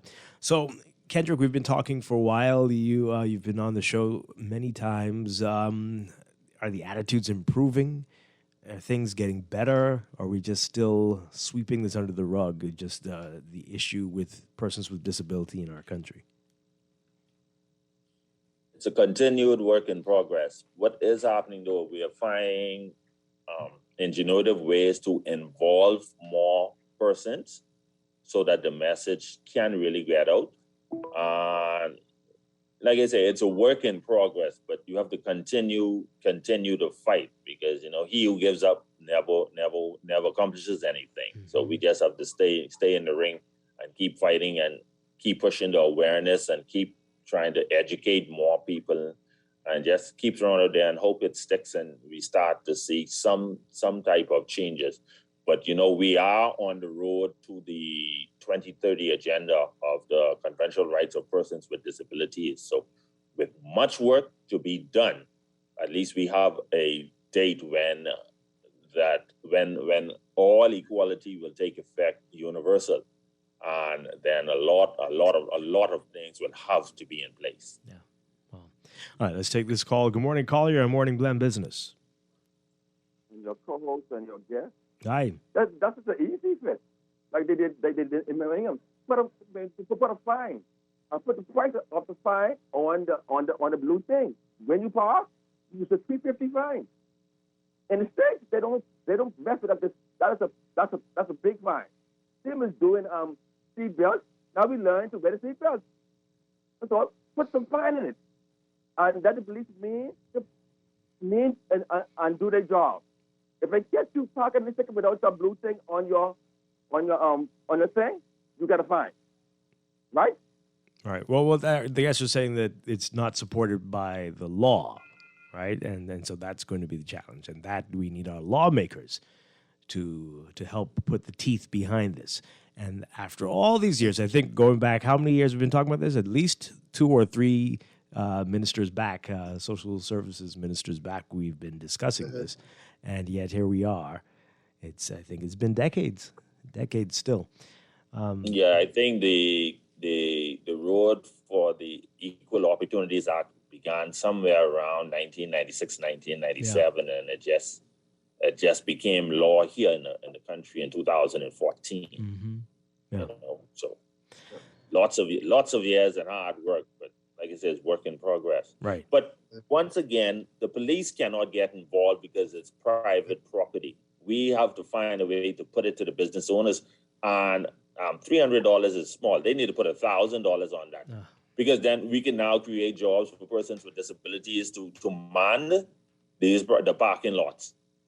And to then, well, it could be a partnership with the business owners and road traffic. Because once you take, with today's technology, you take a picture of a vehicle who is parked in a disabled spot, and they do not have the proper permission via the sticker or what's not. When you take that picture and you have that on record, when a person goes to renew their license, they have a fine on top of that. So either you pay your fine or you can't license your car. You know, Well, that's another day. That sounds like something. Oh boy. Well, again, if I may. Yes. I was even thinking that the businesses themselves, if they were to get like the boot that is lock the tire down, stop the car from moving. The person parked there illegally. You put the boot to the businesses to put the boot on the car, to hold the car there and hold the person responsible. Now they would probably say pay a fine. With the business, that would be a contribution towards the disabled community, like Mr. Kent said. Or if not, the car would stay locked until a wrecker comes, and then they would deal with the wrecker and the government from there. Yeah. Peter Gowdy, you think the business community would be open to this? What are you hearing? Do we lose him? I don't think the business community would be against it if we put them in the limelight.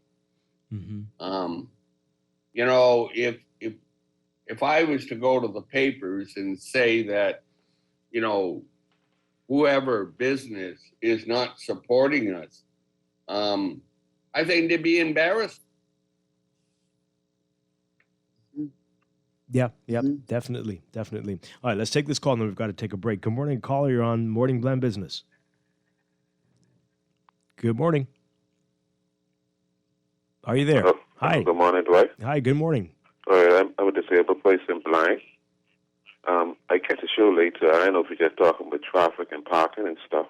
No, a lot more than that. Business and voting and the challenges. Okay, yeah. I was wondering, like, if maybe Mr. Roll Ken could tell him. Good morning, Ken. I think that sounds like Anton in there. I'm not sure. Edward Kemp and Peter Gowdy with us this morning, along with Kendrick Will. Okay. I wanted to find out, like, with the vaccine, how much us disabled people, like, are we registering? Did they do a data on to find out, like, if disabled people registering?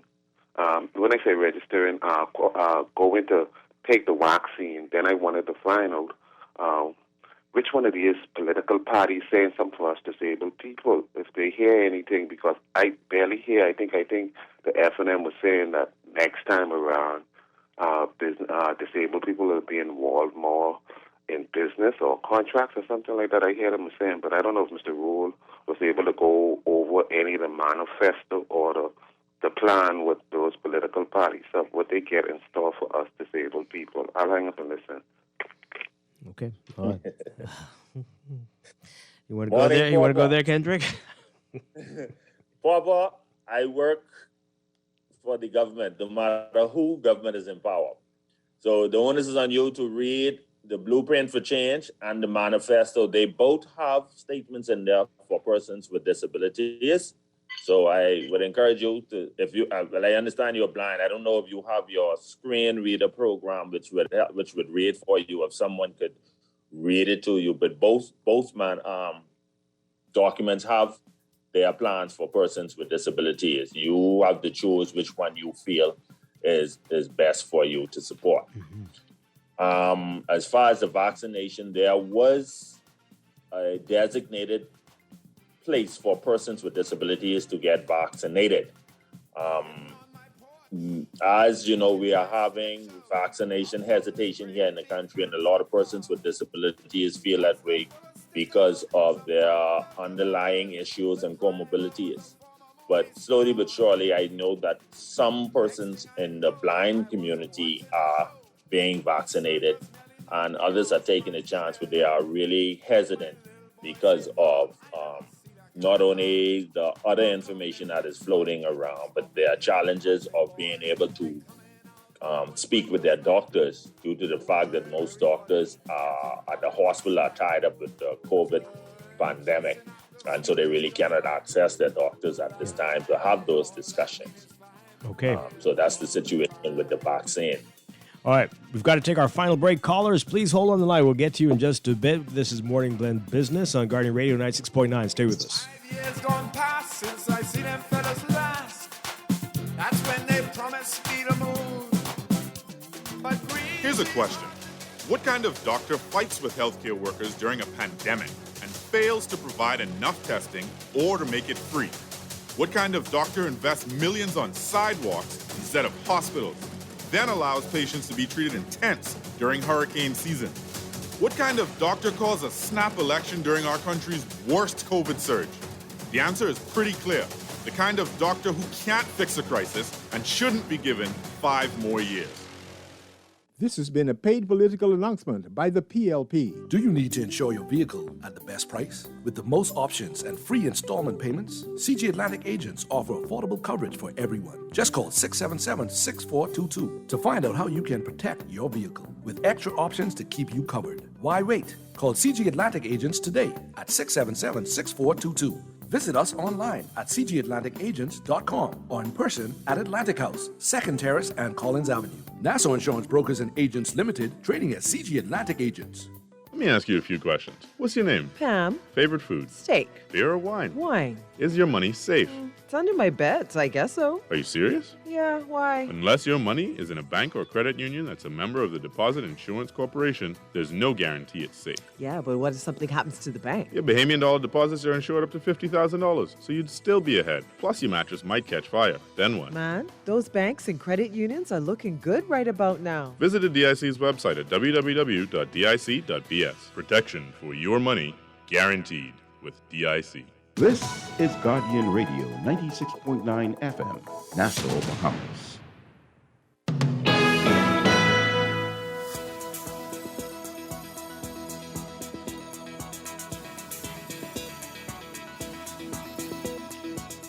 And we've got your final look at weather for this morning and for the weekend. We've got a weak ridge of high pressure that will persist across the area. It's going to hold the typical summertime pattern that we see at this time of year, with hot, sunny conditions and afternoon showers likely. Also, swells generated by Hurricane Larry will continue to affect the islands today, but that's expected to subside over the weekend. So for today, for all areas, look for partly mostly sunny and hot conditions with a chance of isolated showers and thunderstorms, turning fair and mild tonight with a stray shower or two possible. Gusty winds and higher seas can be expected in showers and thunderstorms, and boaters should be alert for possible waterspout and funnel cloud activity. Beachgoers should exercise caution due to the risk of rip currents at East Coast beaches. High temperatures today getting up to 93 Fahrenheit, 34 Celsius, but the heat index will be in the triple digits again, so residents being advised to limit outdoor activities and remain hydrated. Overnight lows tonight getting down to about 75 Fahrenheit, 24 Celsius.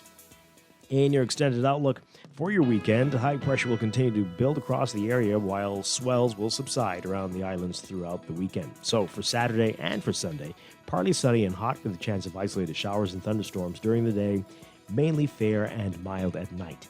The tropics are active on this, the 10th of September, the peak of the Atlantic hurricane season. We've got Hurricane Larry about 410 miles northeast of Bermuda now, with maximum sustained winds near 85 miles per hour, moving toward the north near 26 miles per hour. Then we've got disorganized showers and thunderstorms associated with the northern portion of a tropical wave over northeastern Honduras and the western Caribbean Sea.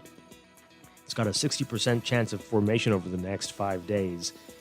And we've got a strong tropical wave expected to move off the west coast of Africa in the next day or so, with a formation chance of about 70%. That's your morning blend weather check.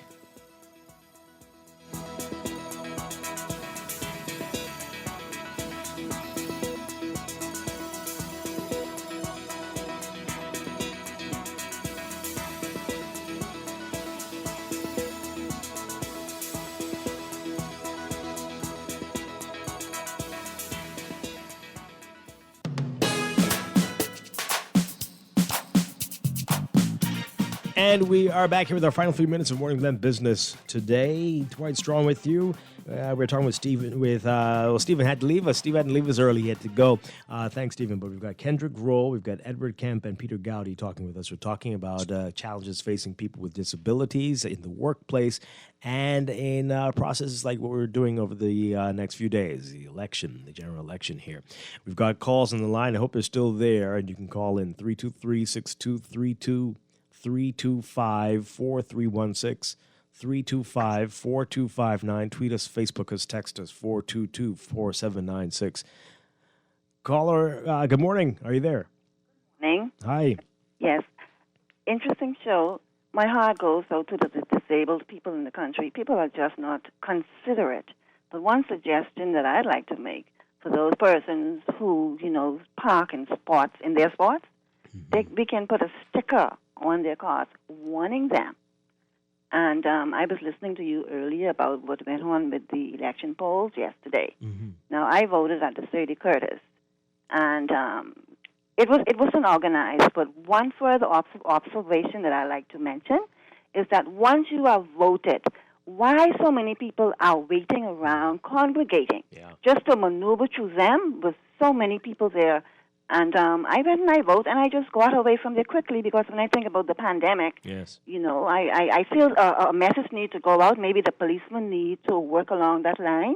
Once you voted, move out of the way. Move your cars. It was hardly any parking space. Right. Go home. What are you waiting chance. around for? And then I observed the PLP had 10 set up. The F&M had 10 set up. The DNA have 10 set up. All their T-shirts and hats and what have you. That's not necessary. Because more people would then congregate. Then when you listen on the radio further down, you'll hear this one died of COVID, that one dying. We need to be a little more vigilant in that area. We need to improve in that area. Thank you very much. Appreciate your comments. Appreciate your call. Thank you, too. Okay. Bye-bye. Take care. All right, let's take this final call here. Good. No. Okay. Interesting comments from that caller there. Where do we go from here? Because we keep talking about this, and we've been on the air for 10 years now, and I know there's been some movement, but we really should have been a lot further along, and it just feels so hopeless and helpless. What needs to happen now? What do you all say? I would just like to say that we're trying very hard through the Disabilities Commission to keep pressuring the government. So whoever is our next Minister of Social Services will just have to put as much pressure as we can on them to change, to get changes in the laws and to get some inspectors. That's our biggest issue. Yeah. But talk shows like this is helping us. I hope so. Edward, your final words. Edward Kemp. Just disabled people are just as able in some areas than surprisingly able. So just give them a chance. Corporate world. Edward, they can be better than some of the people who are fully healthy. No doubt about that. And Kendrick Roll, of course. Kendrick. Yes, enforcement is the key. And like Mr. Gowdy said, we just have to keep the fight to the feet of our next minister and just push for more enforcement and to encourage the community of persons with disability to just keep hope alive and know that our day is coming. Yeah. Thank you so much, Kendrick Roll and Edward Kemp and Peter Gowdy for being with us this morning. And let us know. We want to continue to help any way that we can to get the message out there and to see the change that is needed and to get people to understand the potential of people with disabilities, because it could be any one of us at any time, right, as well. Thank you again. Have a great weekend, everybody. Thank you. Thank you, sir. And I'll be back Monday with more Morning Blend and Morning Blend Business here on Guardian Radio 96.9. Dwight Strachan, have a great day. Have a great weekend. Stay tuned for Aaron Green and On the Clock next.